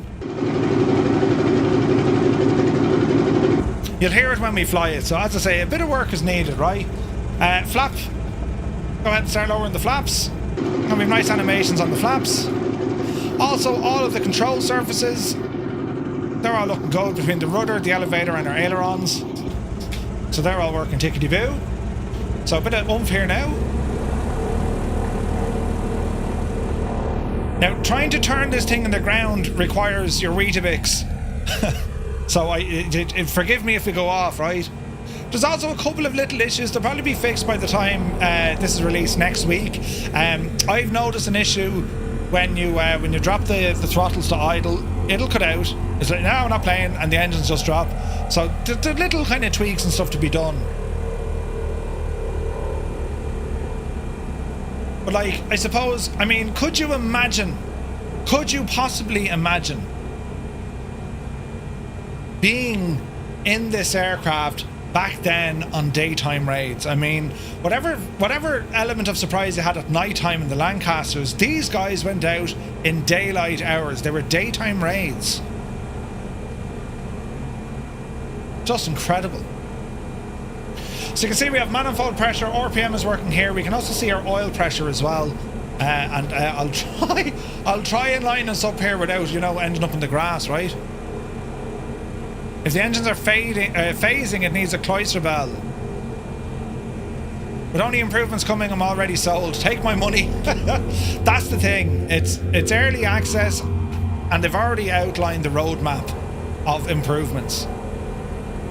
It's a pretty exciting product. Like when you consider it's a new team, they have massive plans, and you know, this is their first kind of, you know, foray into it. Right, let's see what happens.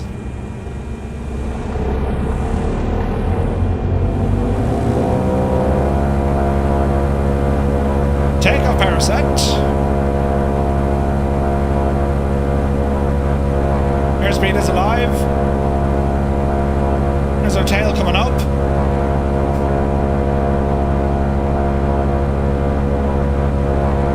There's 100. Oopsie daisy. We're airborne. Gear up.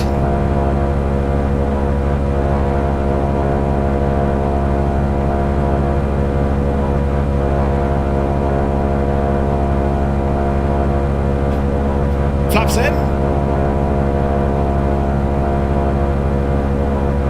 Common Zoo says, I played MicroProse games on PC, European Air War, Mark 1 Tank Platoon, B-17. They're all good games. Yeah. Okay, speed is starting to come up. Add in a bit of trim. The first thing you're going to feel when you fly this thing, it genuinely feels heavy. It's hard to roll. You know, there's a bit of oomph with the elevator. It's even from their initial flight model, it feels heavy, which is what you'd expect, right?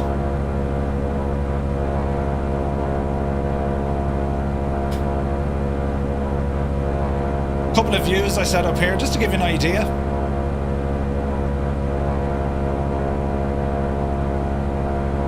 And performance-wise, very good. Very, very, very good. Yeah, 100% Tyler, 100%. So this is where you'll hear that phasing sound.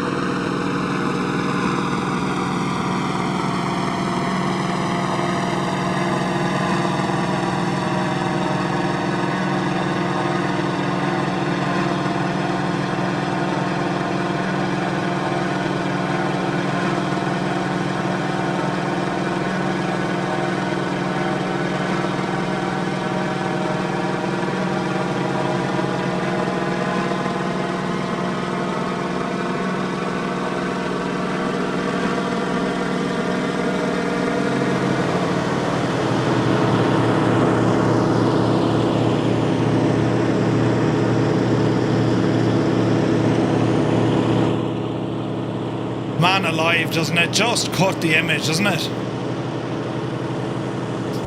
Devil Dude, what are you saying, buddy? He asked a question, but I don't see it. Do we know the possible locations for the next hubs? For Firefly Air? Not quite sure, actually. I was talking to Kieran the other day about it. Now, lads, consider that as like the preview. As I said, there are a couple of issues, right? So there's an LOD issue with the sounds right now. If you move this far back, the sounds kind of go. You move in, they come back. So I suppose what I'm trying to alert you to, while the aircraft is absolutely looking fantastic, it's a reminder it's early access. There's stuff that they're still working on. And, you know, when you kind of buy into an early access product, there's two things. One, yes, you get access to the aircraft straight away. But two, it gives you the chance to give your feedback, not just on bugs, but you can also go in the road or go on the road of features, things you might want to see or hear with the aircraft, right? So the reason why I'm showing you this is, you know, there's no surprises here. And Sergio and the team, you know, they were explicit. Murph, you hide nothing. You show them exactly where it's at now. They've nothing to hide. They're not promising things that they know isn't in the aircraft. They want to be very upfront with people to say, this is where it's at now, and this is the direction we want to go with it. But I think we can kind of see it already. I mean, It's beautiful, isn't it? It's a stunning aircraft. There's a couple of issues. Of course there is. It's early access. But, you know, it is looking very, very nice indeed. It's a beautiful looking aircraft. The B-17 is just class. I have a big model of one up me shelf there, you know. If you want to have a look at some of the animations, so if we go for the gear, for example, you might be saying, why is the sound? There's sounds, right? That's the gear down and then the gear coming back up. But again, from this viewpoint, the sound is very, very low. You get in a little bit closer to the aircraft. You know what I mean?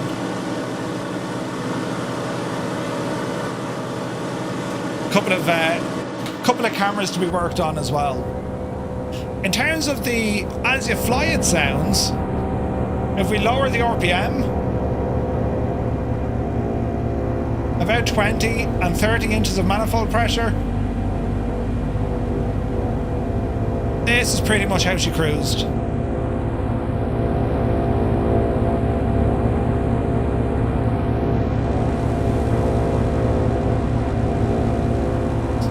It's pretty cool, isn't it?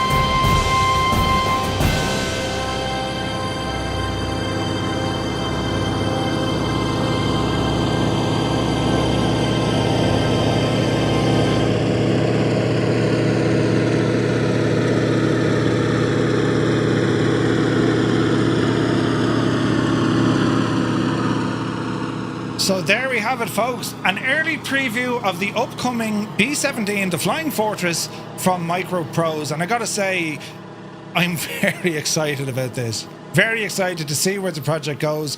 The amount of work that has been put into this, considering, you know, this is the first entry from MicroProse into, you know, the new flight simulator. They've had nothing else prior to this in the sim.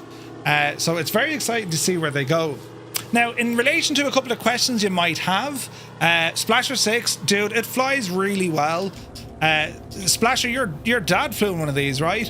It feels heavy. I mean, that's our bank, right?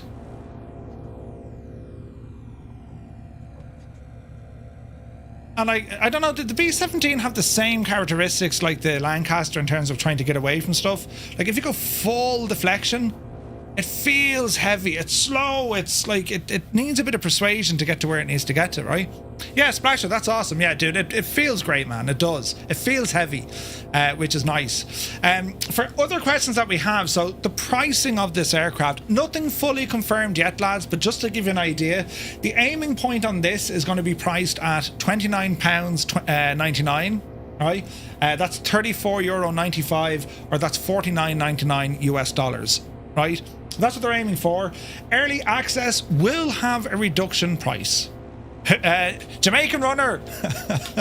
Who's your one on the side? Jesus, right? It comes with a couple of pin-up babes, which is pretty cool, but they're all authentic liveries. So that's the pricing, and they're aiming to have a early access discount for those who want to jump on for the early access. Where to purchase it? The aircraft will be made available from Just Flight next week. And then they have plans, of course. They want to see this. They want to see this on Marketplace. They want to see it on Xbox. They want to see it on PlayStation, and of course, they also will release this for Microsoft 2020 for Flight Sim 2020. So, as I said, the feedback or the call to action, if this aircraft is definitely on your list and you want to jump in and say, yeah, I want to be a part of this, it's the feedback that they need. They need feedback. They want to know your thoughts. They want to know your ideas. And as I said, you know, ideas that you might have, it may not only shape or impact on the B-17. Maybe it won't. But it is going to be considered on the other projects, the other aircraft that MicroProse want to bring to the sim. It's all part of this brand new collection, and it's very, very exciting. As I say, like it's this. You'll see it here on their website. Look, reopen. It's all part of the Heritage Valor collection. This is the first one, right? Mr. Anderson, the flyby sounds, again, like, this is where the sounds kind of fade quick. They need work on the sounds. So, like, at the minute, there's no sound. So it needs work, you know, but they were aware of it. And, yeah, we'll see what way the future goes with the sounds. Like, I'm with you. Sounds are important. I think what we have right now, it's good enough, right? It's a very strong starting point here, and the whole idea with early access is they want your feedback. They just want your feedback, you know. Does it feel as heavy to fly as the Dakota you flew the other day? If this feels a little bit, it's similar to it's similar to a DC-3. The pitch feels a lot heavier on this, right? And like rudder control, it's everything is, it just feels heavier. It's dumbed down. It's a little bit kind of, all right, let's go this way, you know. Angels15 says pricey. Maybe don't show Mrs. Don't show the missus the decal. That's a grand price, to be fair. Says flying tonight. Naughty Gnome says, I love their approach on development, open, transparent, and easy to understand. It's a challenge for them to meet expectations, but I do like the commitment. Yeah. Been chomping for this for a long time. It looks good, says Splasher. Jesus buttons. Mr. Anderson! You scare the life of me. We did a flyby! But the sounds need work. The sounds need work. There's like LOD with the sounds. So right? That's all there is at the minute. They're being worked on. So, Mr. Anderson, thank you very much indeed, though, buddy. I appreciate that. It's often forgotten that the B-17 saw combat before the US entered the war. RAF started flying them in the summer of 1941. Really? Roland Stone says, can you imagine a formation flight of these? Oh, dude. And we know that, you know the guys who did Hadrian's Wall? We know that they're working on an old World War II RAF facility as well. This could be awesome fun, you know? Digital Merc says, Sergio told me I'd like it. Yeah, no, it is. It's nice. It is. Like, lads, it's where it's at, but this is the starting point. And I'll definitely be keeping you up to date on the updates and features and stuff when they're being added in. I love this airplane, and you know, it's, as I said, with the small list of a couple of things that I have, let's see what they can do over the coming weeks and months, you know. A fantastic start, going to be amazing. Yeah, I think so. And then the liveries and, like, you know what I mean? And let's see what kind of features come into it as well. And the depth of systems is going to be interesting. Wear and tear is going to be interesting. And, like, we know they have the actual sounds of the aircraft. It's just how it's you know, how do you make them cook in 2024? You know what I mean? So guys, I do hope you found that one insightful. Give you an idea of what's happening. As I said, it's going to be available next week. We now move on to our next aircraft. This one, what is the name of it? It's the CJ something, isn't it? There she be. The Nanchang CJ-6A. built in Leitrim, right? And this one from UHI. Now, where's Mrs. TPHI? She's going to love this. Check out the livery on that look, right? Yeah, next week. No landing, not, you know. Are you mad? Jesus, it was bad enough last night with me driving. We didn't want to do any landing.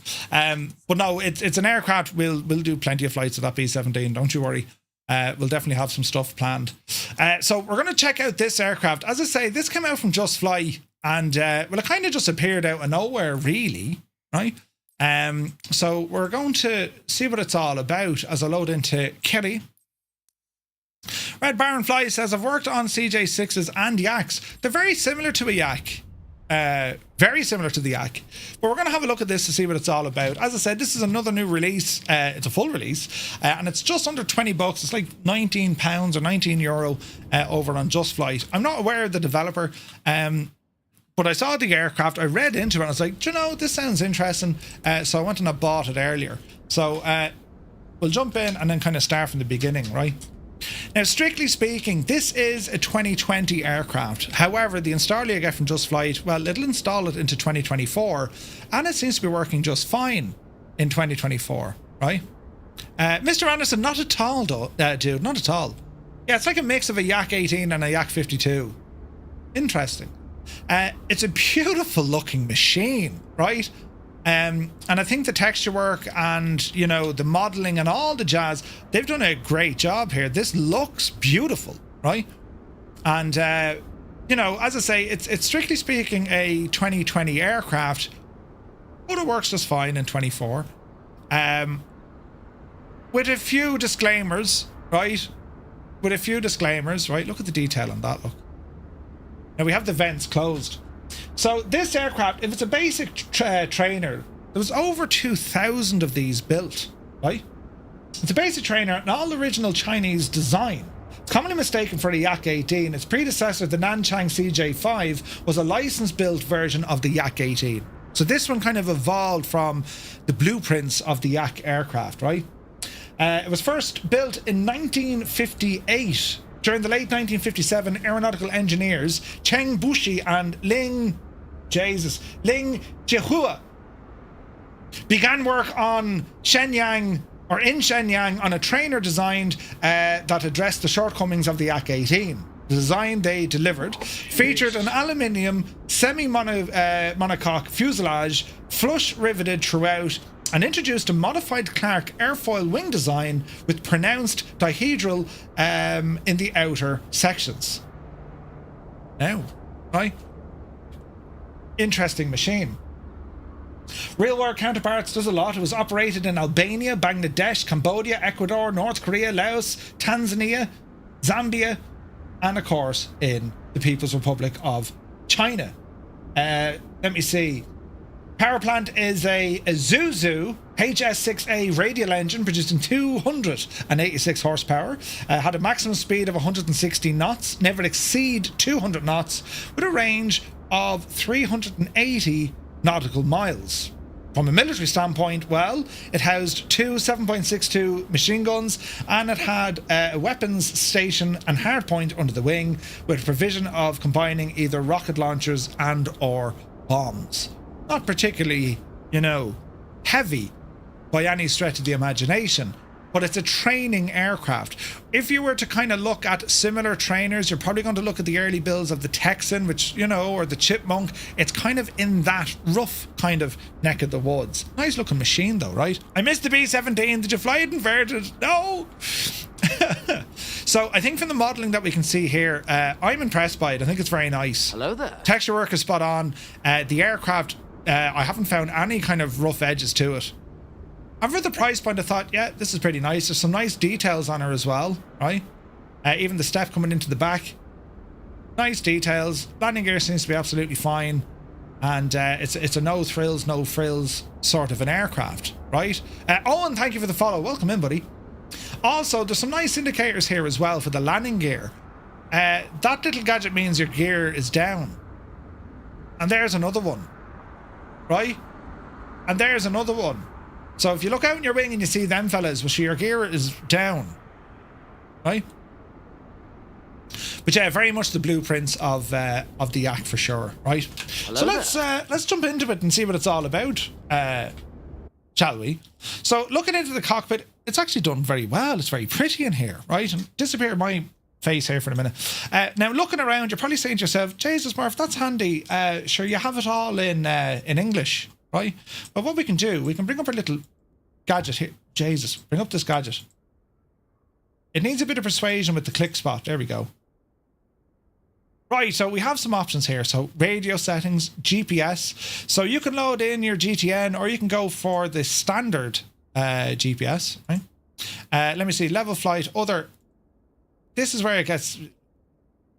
Now, do you know what I can't understand? Chinese writing. Haven't a clue of it. Despite my best intentions, lads, I haven't a clue of it. But for those, maybe if you are from China or you can read Chinese, well, you're laughing. But we're going to put it into English. But see the way it's literally a sticker over the original? It's a sticker over the original, right?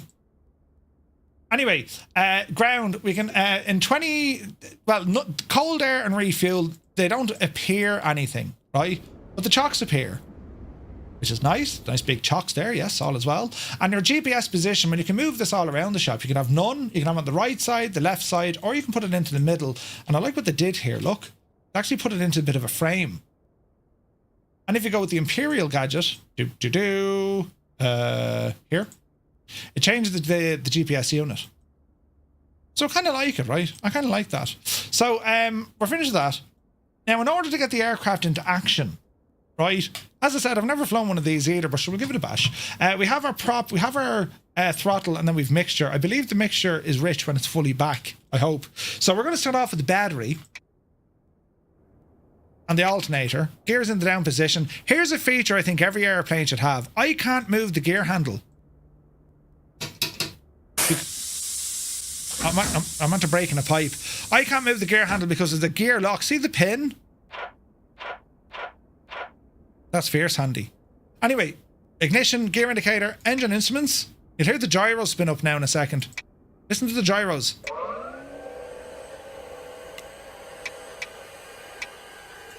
So you have to turn on all your stuff, look.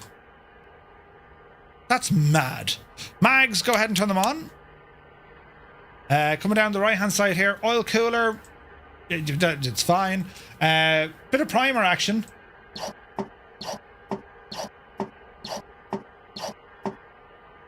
And now we'll turn on the old air valve. We've air running, right? So we'll open up our little window. Look out there now, Betsy. And we'll say, clear prop! Or the Chinese equivalent.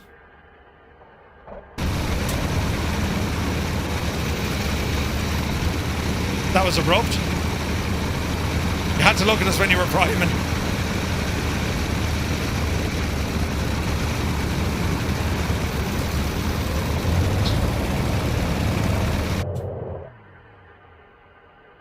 So the engine startup and shutdown sounds aren't great.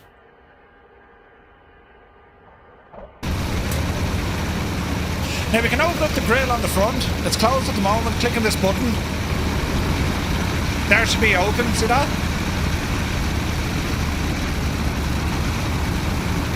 Sounds aren't too bad from outside. Have a listen.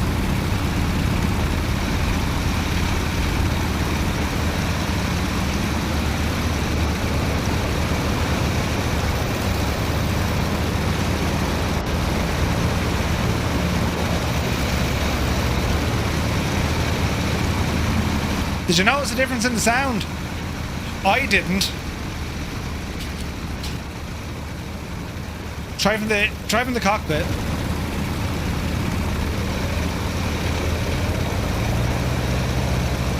Little bit. Alright, close the window. Right. Now off the brakes. Bit of power. Get rid of the chocks, you muffet. Oh, chocks are gone with the brakes. Now the first thing you're going to notice, this thing does not like moving on the ground at all. And that sound is because I'm using my toe brakes.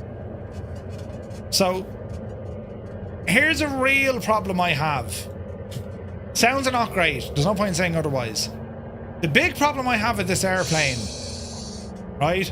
I'm now going to engage the parking brake. The parking brake is on.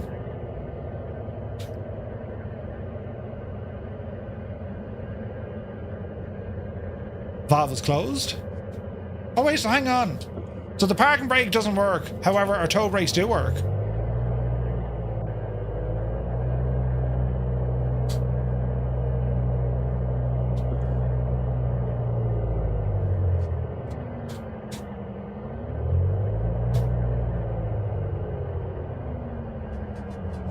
Okay, was that like a skill issue so with me?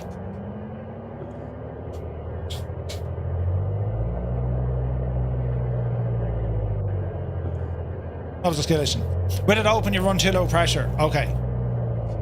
Right, that solves that. So the biggest problem I have with this was a Murphy problem. That's okay, the brakes do work. I couldn't get the brakes working earlier. I was like, we can't run the thing without brakes.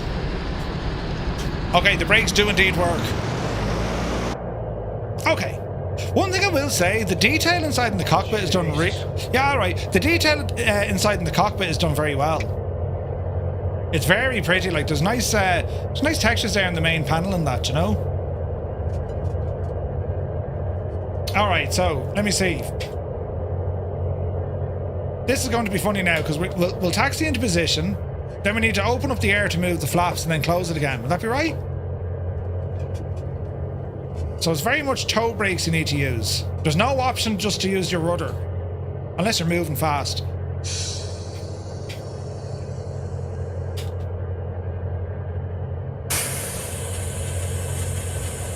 So there's our flap indicator, look. That'll do. Turn this guy back on. Right, so flaps are set. Mixture's rich. Let's go flying.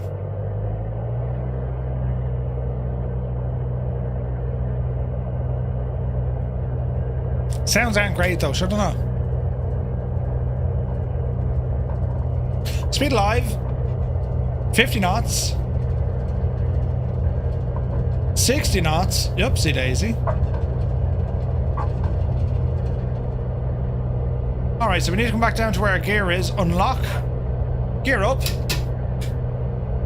That probably doesn't want to move now because of our air pressure.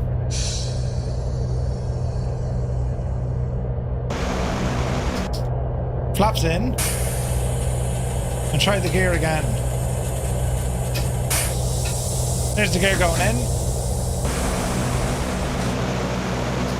So it's all part of that air valve. It's air power, compressed air and that, you know? Nose gear indicator, yeah. So try and get a bit of speed into this there now. Just needs a bit of work on the sounds, if they can do something with the sounds. And I've tested this over in flights in 2020 as well. Very same.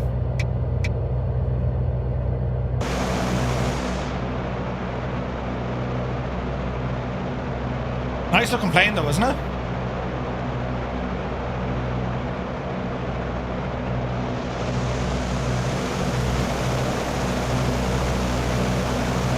Pretty.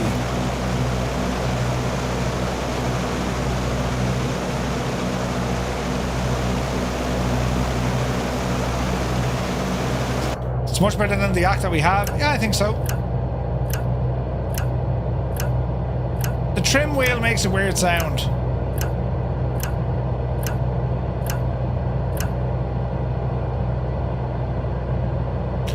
That's for the smoke system, I think. Landing light or taxi light.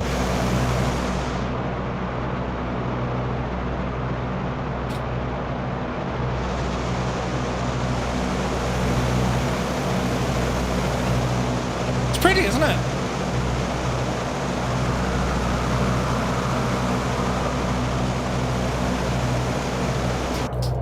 The toggle keybind.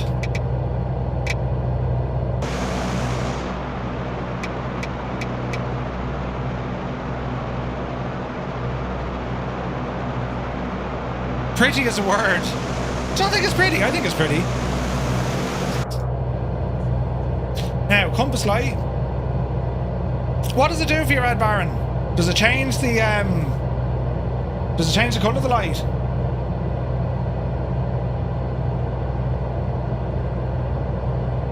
Oh, smoke. Do you not need to have this on first? That's a big 10-4, good buddy. I'm sure I have a button for smoke. No, that's the gear. Zid, thank you very much indeed for 24 months. What a legend. So we select what cartridge. There we go. So there's our smoke.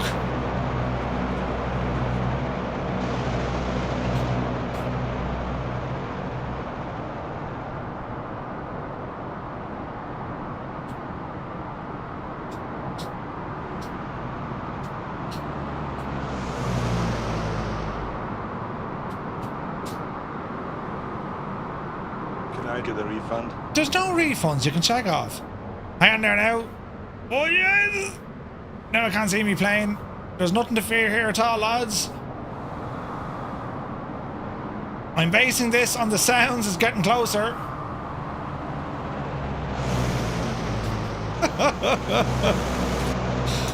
Christian says the cockpit needs a little bit more wear and tear. Yeah, like I mean it's not bad. There's nice details in it, like look. And like they're literally English stickers over the Chinese writing. Night lighting on the aircraft.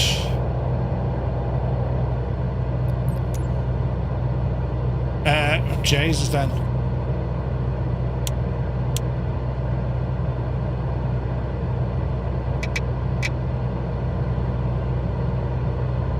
Surely.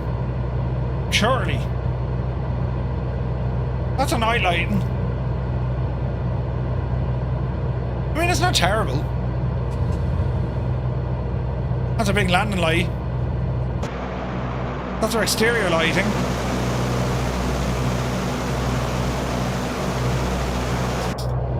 That's how most are. It needs a bit of oil on the underside. It's not bad.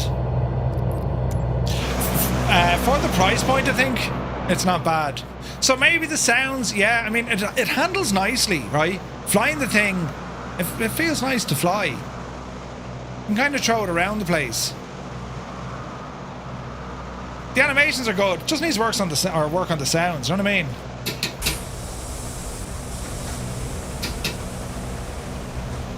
Landing gear extension and retraction is very fast. You can see why it's a good trainer. You know.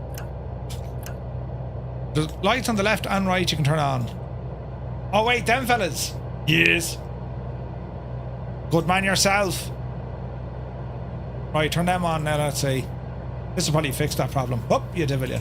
There we go. There you go. Jesus. There you go. Oh, it's very luminescent.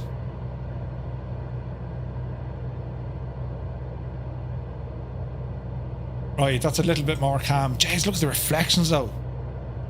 Jeez, that looks good, doesn't it? If you had better sounds now, you'd be absolutely laughing. Get rid of this gadget here now for the second. Ruining our immersion. That's pretty cool looking, lads, isn't it?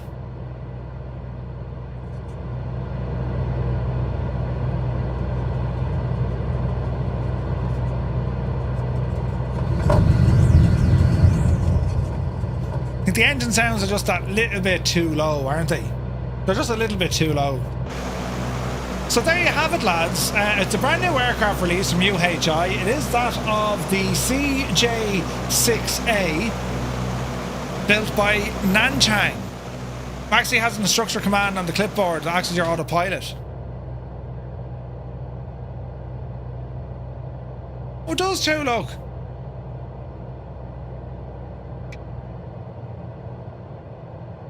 I might just shut down the engine.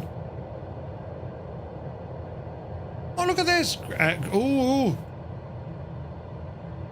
Oh, that's handy, isn't it?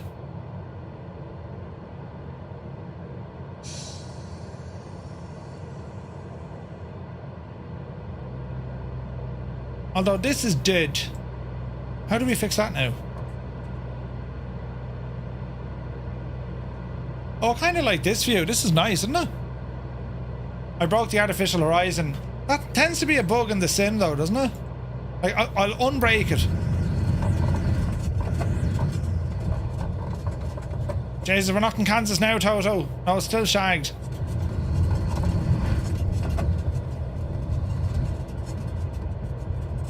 Oh, jeez. We're all right. We're still alive. And that's... that's the instructor.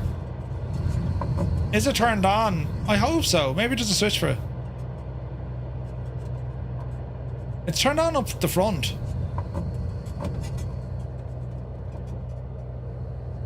Now, these are gravity fed. Yeah, the engine will cut out if we do that. Oh, dearie me. That's a cool view, though, isn't it? From the old little instructor station. That's kind of nice.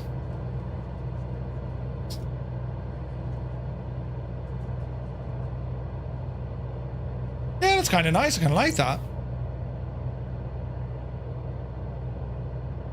Why is me pilot turned on, though?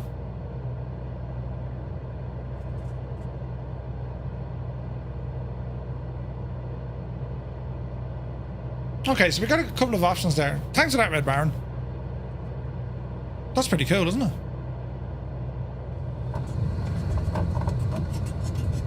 If they can tweak the engine sounds, I think they're onto something a lot better. You know what I mean? I think I shagged it. I don't know, how do we select, like, red? I'm sure there's a button to change the old colours and that, you know? Yeah, they are in the back. In the back, they're a different setup. 100%.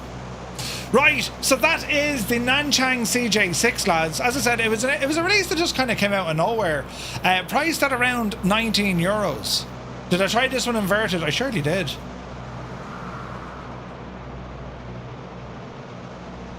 But I won't like it because there's no... Like, she's cutting out there. Did you hear it? The fuel tank is gravity fed, so it'll cut out.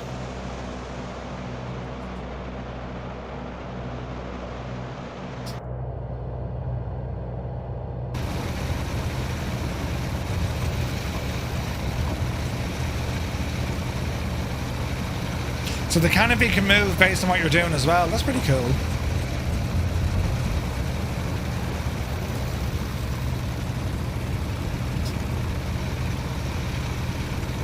It's not bad at all, lads. To be fair, it ain't bad at all.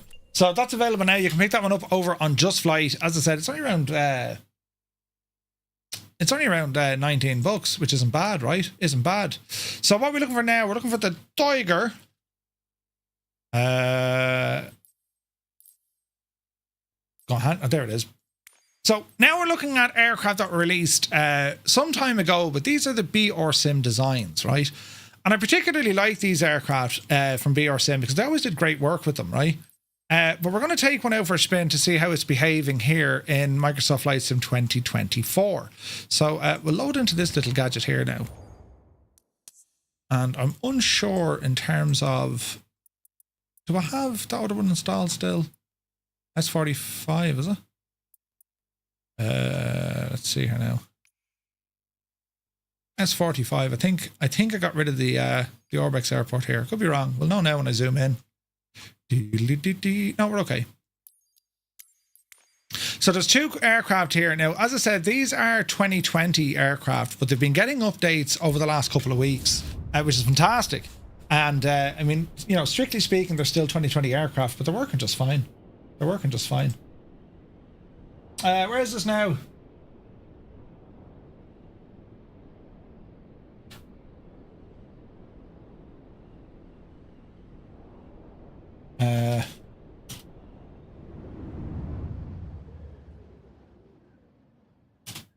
Right. So we've previewed this before in back in 2020, but I think it's a gorgeous little plane, right? They're not 2024 native in terms of what we can do, right? As in the walk around and all this jazz. But they are working just fine in 2024. So this one here, the Grumman Tiger, it's a lovely little plane, right? Little beautiful thing. And we do have a working tablet here. And we have some options. So, for example, we can go ahead and remove all our tie downs and wheel chocks. We can go with different autopilots or different avionics, right? And we can also customize a lot of stuff in the aircraft. So see this, the panel color. We can change the main panel color. That's nice. Sunshades, do you want them or not hide them? The prop, do you want it to be painted? Or we can change that to metallic. Ooh, right. The gear fairings, you know, wheel pans, get rid of those. Instrument vibrations, yes. Panel vibrations, yes. Instruments, do you want to change them to a HSI and a CDI? Or just a HI, right? Heading indicator. And then instruments, miles per hour and knots, or we can go knots only. So we have a lot of options here, right? Did it start with the nose wheel turn? Yeah, I think it did. And then we have all our checklists in here. So it's quite a good one, right? And then you have a show high tablet button here, right? I just think as a general aviation airplane, this yoke, this is class, right? So let's see here now. Throttle back, mixture set to rich, fuel tanks right hand side. We'll turn on the battery, remove before flight. We'll turn on the battery. So we're reading up a bit of fuel there in each side. Nav lights can come on. Beacon light comes on, right? And let me see, fuel pump.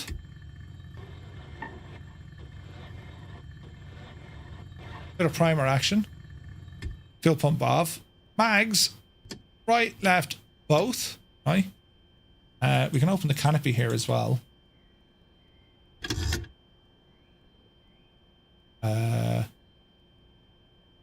Pull the latch and then pull. Right? So we'll start just to give you an idea of the sounds. Clear prop.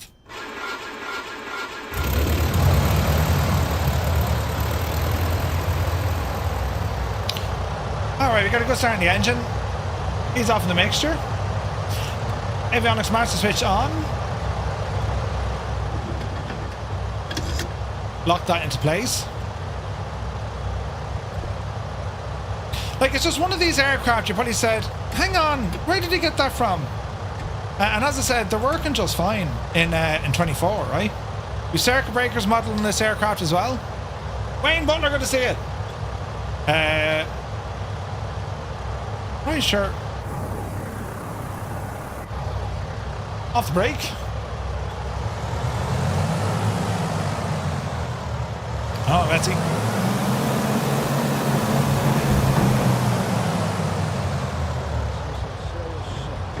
We'll take it out for a bit of a ramble here. Is the air coupe coming to the marketplace? I'm not quite sure. Now it's friggin' nose wheel. No, it's not. It's differential braking, so it takes a little bit of getting used to. Obviously, you pick up a bit of speed, you get a bit of air over the rudder. You see all the shaking and the vibrations and stuff?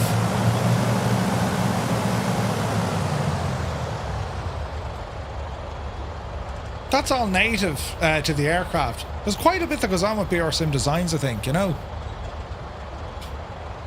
Right, easy now, don't end up in a pleshka.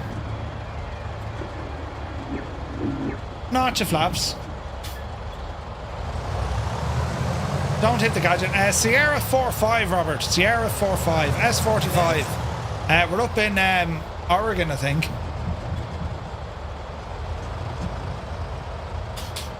Alright, let's see what we can do here. So, that's the primer. Mixture's in. Easy now. Hold the brakes, bit of oomph. Check the mags.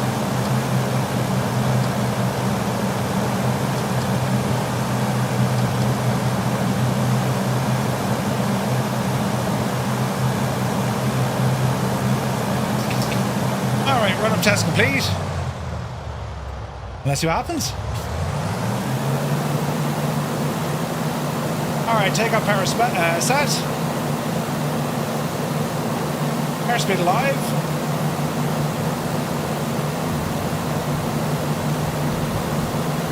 Yep, see daisy. Ooh, that was sporty.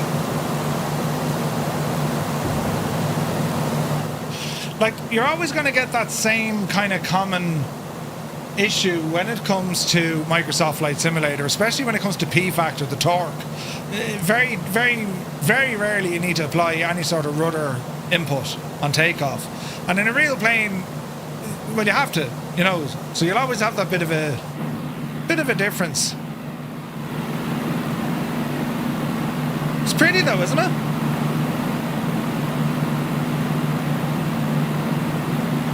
Similar to your Piper Cherokee.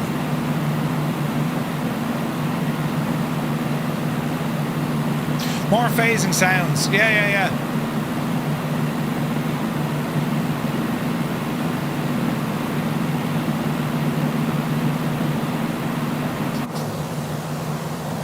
So it may not be, you know, fully intended for 2024 right now, but apart from the sounds, it's quite okay.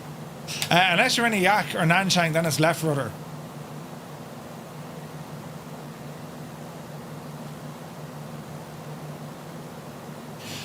What was the other aircraft that you had to throw left rudder in? Because the spot or the prop spun the other way?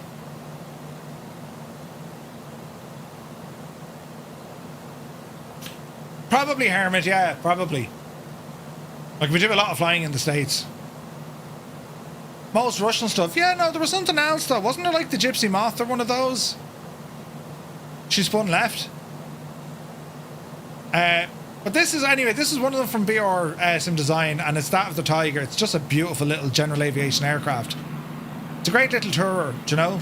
And as I say, yeah, the sounds, if you can get over the sounds, or if there's, you know, if they focus another update on the sounds, they don't have this issue in 2020. Do you know what I mean? So that's the Tiger.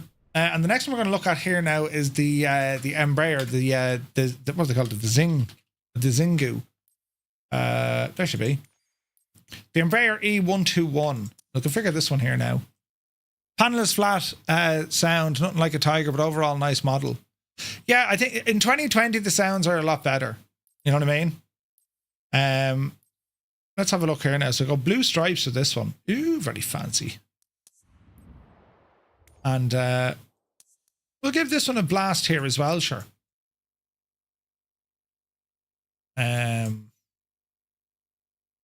We can probably go back to the same airport actually. S45 in there now. I used to have a Grumman Tiger back in the pre-FSX days. It was nice. Yeah, very nice. They're a beautiful little plane. Do you know? I had the argument with my power plant instructor. All props rotate the same direction. Nope.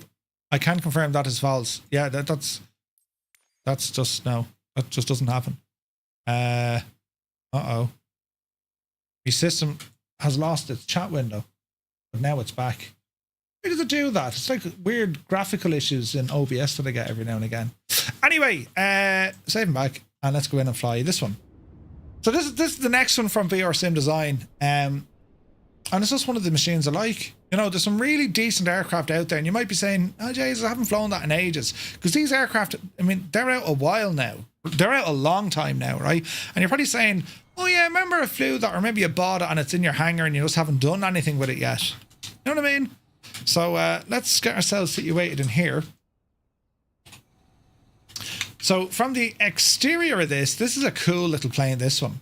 And the engines are absolutely class. Merv, is the 121 maybe the same folks as the one from 2020? Yeah, it is. CP, good to see you, buddy. Hope you're well. I think Scott said goodbye earlier on as well. Scott, good luck to you. Yeah, these are 2020 aircraft. But the reason why I wanted to show them tonight is because, well, they do work in 2024. I've seen the amount of updates from SimMarket about these particular aircraft over the last coming weeks, and BRSim is very busy updating them. Whether or not he's going to make them, you know, native into 2024, it remains to be seen. But in terms of how they operate in the sim, well, they're actually going okay. Isn't this a mad-looking plane? It doesn't know what it is. You know, it's not much bigger than a friggin' right, but it's cool looking. I do like it. So same story again. We'll jump in and have a look at some of the features here, lads. Right. So I have a tablet on this one. And again, we can get into all sorts of messing here. So look, set the aircraft state. That's all fine. Aircraft options. So your glare shield. Do you want the new variant? Or do you want the old variant? There's some really nice customization options here. Right. Fuel pump indicator, analog or digital? We'll go analog, sure. Panel color. Grey, beige. I mean, why doesn't every aircraft have this option? I think this is huge. Giving you the options to kind of customize the aircraft. I love it. Long wire antenna. Off. Or on. Right? Our GPS options. So I think we'll go with the PMS 50. It should be. Right? We can also open up all the doors. And what else do we have? Glare shield, brightness, checklist page, and then we can save the configuration as well. So this is kind of much, you know, cold and dark, everything open. There's a lot of cool stuff on this, isn't it? It's like a King Air that just, you know, never was. Who are you calling big nows? Right? So let's get this one started up and see what happens. So we're going to come down here. We're going to close the doors, close the covers. That's all looking good to me. And I've noticed that there is a GPU unit outside. We'll disappear that as well. That's gone. So how do we power up this machine? Jesus. Right, I'll worry about this while you lot don't worry about this, right? How do you fly this shagging thing? Power. Battery. Converters. Turn lights. Anti-collision lights, nav lights. Seatbelt lights. Inertial separators open. In-flight ignition, we'll get to that in a moment. De-icing don't need. Wipers don't need. AC pressurization, don't need those until we have some more power in here. Whished. There's a stall shaker. Alright, so there's a bit of functionality. Prop. Condition levers. They're turboprop, so we've got to be careful with these. Cabin pressure. Like, there's lots going on with this aircraft. Circuit breakers aren't modelled. Check our oxygen though. I think that window opens. I could be wrong. Yeah, no, it doesn't. Alright, so we're done with circuit breakers in this one. Parking brake is on. That's all looking good here. I love the dash. I love the dials, lads. Isn't it class? Right, so we shall attempt to do a thing with the yoke. Fuel pumps.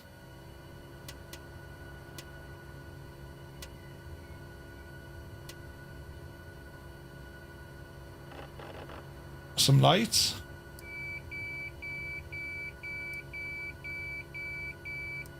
Okay. Auto feather armed.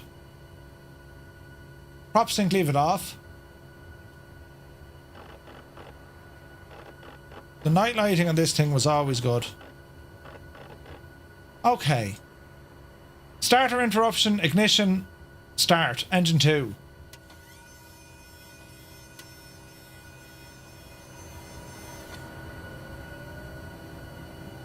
RPM coming up. Let's have a listen.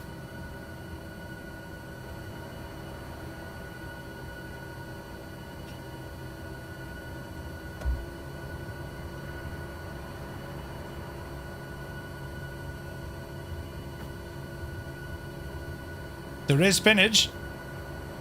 RPM coming up.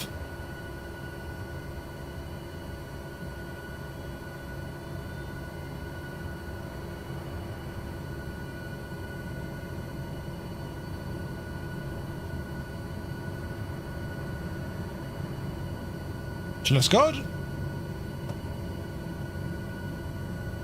Starter is already off. Generators needs to come on. And we can see the voltage and also, yeah, that's looking good. Generator 1 is off. We'll start number 1.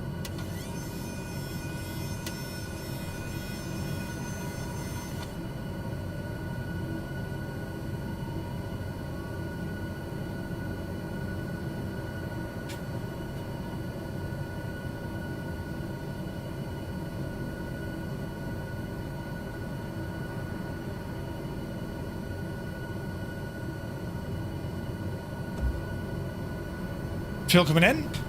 Shouldn't that be spinning?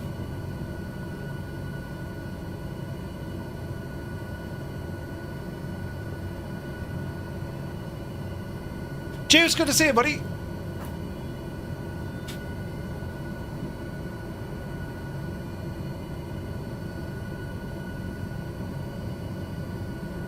RPM is up by 60. Now, generator. Alright, so our gens are on. AC is looking good. On up here, we'll go to... on. Open these. Open that. What else do we want? Anti-ice. Blade, static, and pedo. Inertial separator, keep them on. Taxi lights coming on. Avionics is going to be next. Radio master. There's life gym. But not as we know it.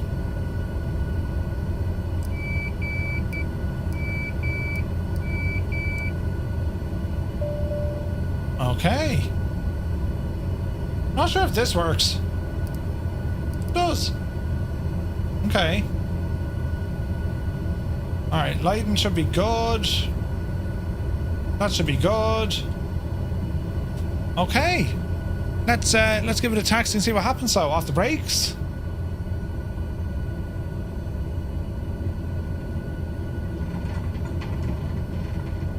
Easy does it. Flaps. Go external.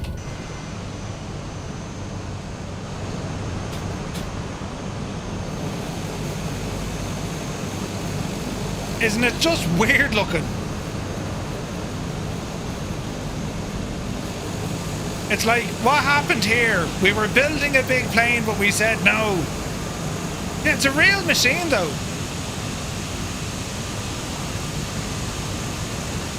It's very unusual.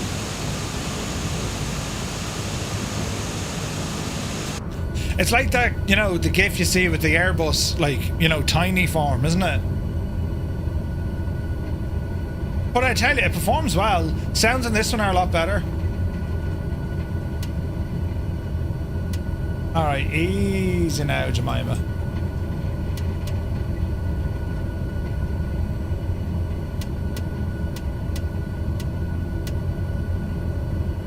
Right.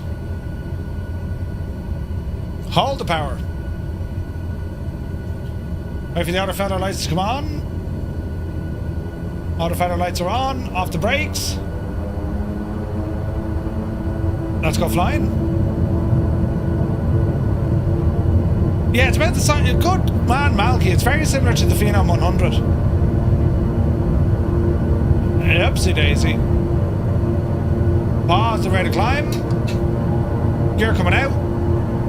Altitude's climbing, speed looking good. Flaps in. Yaw dampener engage.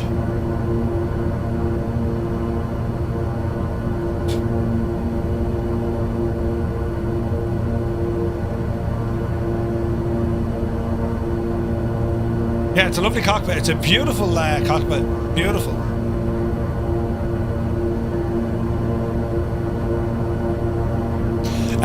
Germano Jr., welcome in. The aircraft was the predecessor to the E-Jet family. Really? Rob Garcia is like, it's like they started building it and ran out of parts. C90, it's probably a little bit smaller than a C90. Although, bloody hell, 1, 2, 3, 7 passengers. They can hold 7 passengers, this thing. 8 if you throw one up the front. What do you think of it, lads? Again, it's working just fine in Flight Sim 2024 from BRSim Design. They're class looking. And they're very functional. Like, there's a lot of stuff going on with this airplane. And I think one of the areas this thing shines, the night lighting is superb. I mean, this is very pretty in here, isn't it? So we have our glare shield lighting. Where's this now? That's the overhead.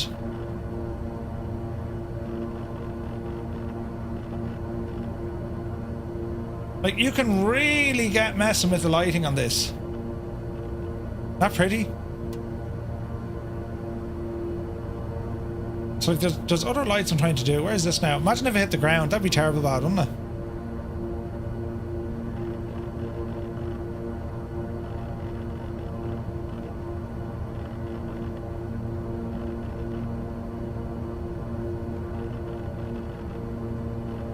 How'd you turn off those big lights? I want them lads off. No doubt we got a switch for them somewhere.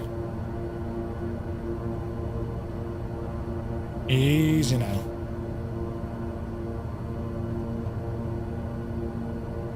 Easy now. Bit of trim. It's got to be a switch for those bad boys.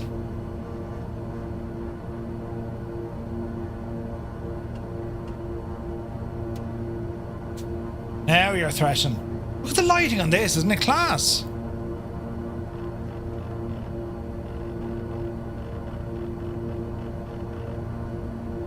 Isn't that superb lighting? It's brilliant. It really is.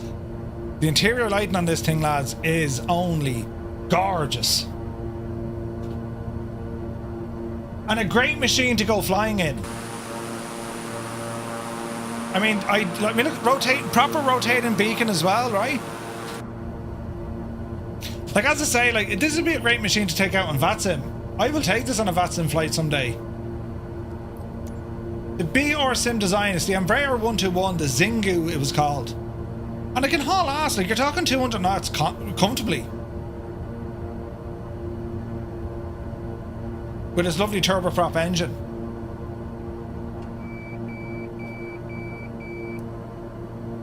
This was pretty.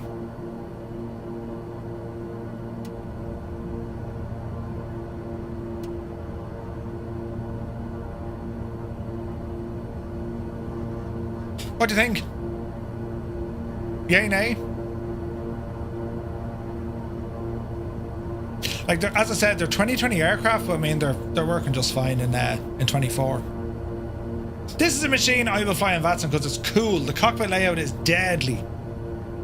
And the autopilot is quite good as well.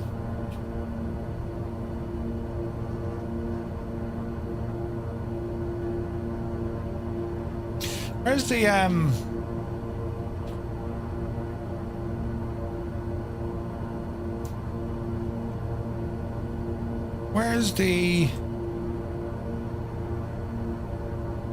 Where's the mode switch?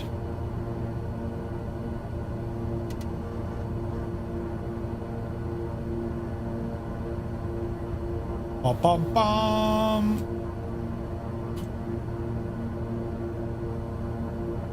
Where is my mode switch? Is it available in the contrast store? Yes. I'm there talking with the autopilot. Where is the shagging control pin or the control switch? Well, let's not all panic together, but where's the friggin' autopilot control switch?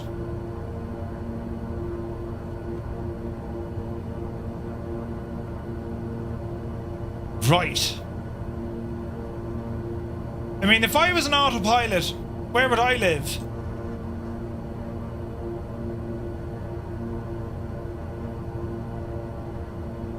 There's our mode switches, or there's the summary, but where's the actual switches?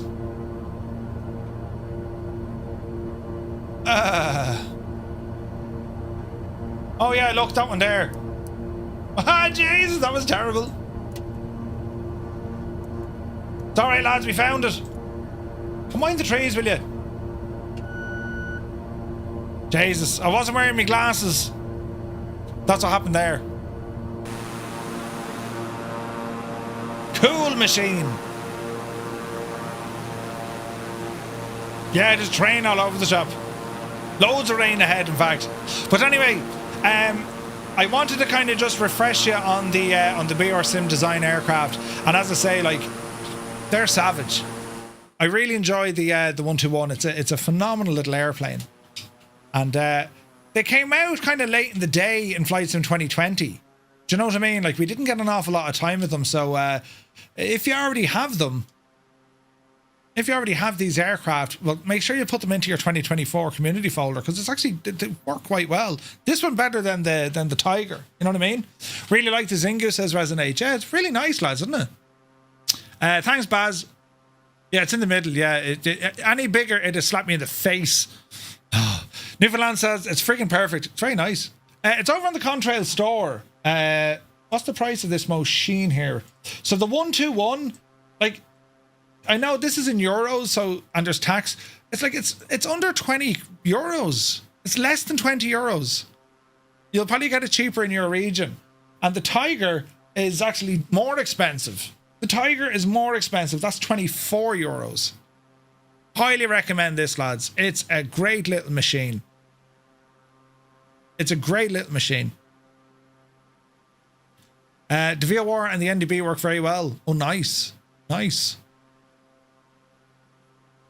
It is recommended to load fuel and weight using only the EFB, not tested for virtual reality. It works okay in VR.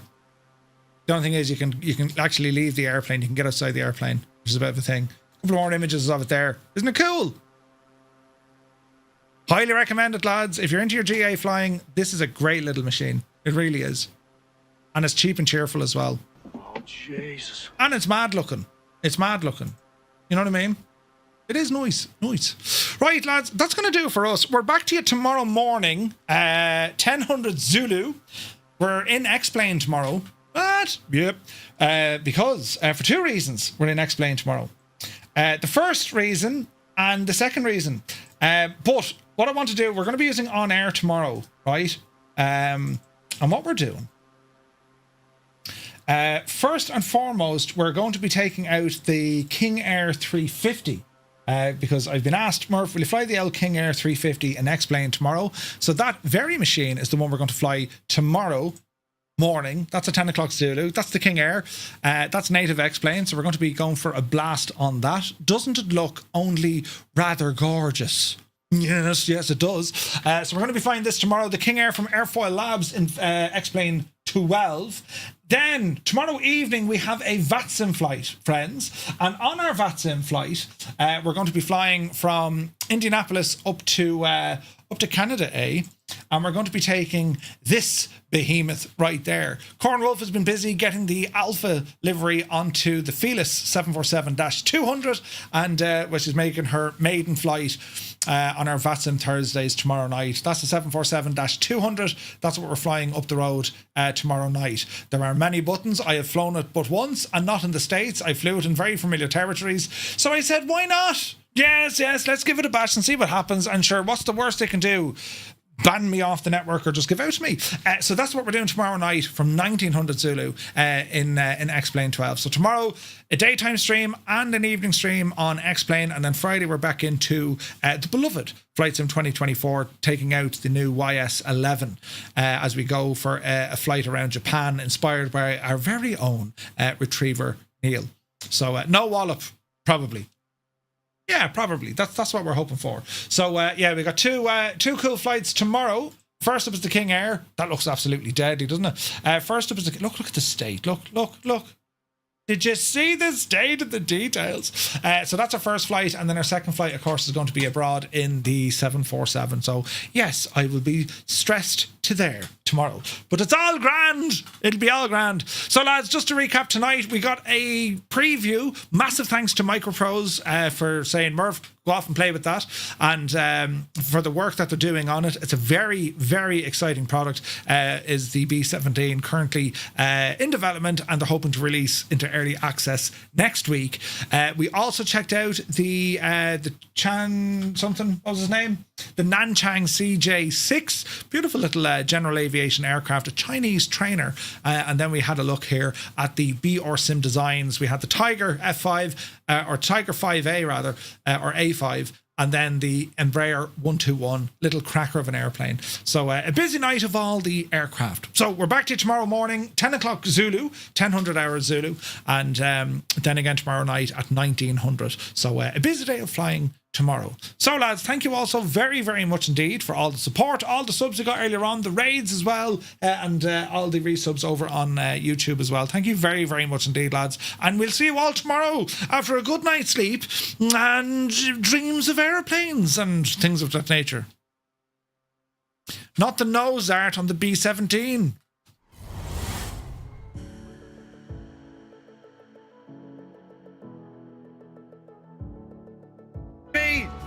Don't be that curious. It's not. No.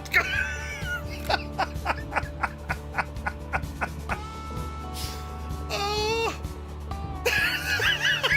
Did you see what happened to Kane? He just bounced off it. Please, somebody clip just that. Kane Lafford flew into the side at 100 knots. He just literally bounced off it and ended up over here. Someone has to clip that, lads. Kane Lafford came straight in. And the first of the 7. Lads, it's all, hang on, it's all gone pear-shaped. But we're getting better now. Balls of soap as well. Gin covered table with cordial. I don't need that anymore. Look at that bank. That's like old technology. It's gone under me TV stand and everything. Got into me mouse mat. Hang on, I'm trying to do the thing. Headache.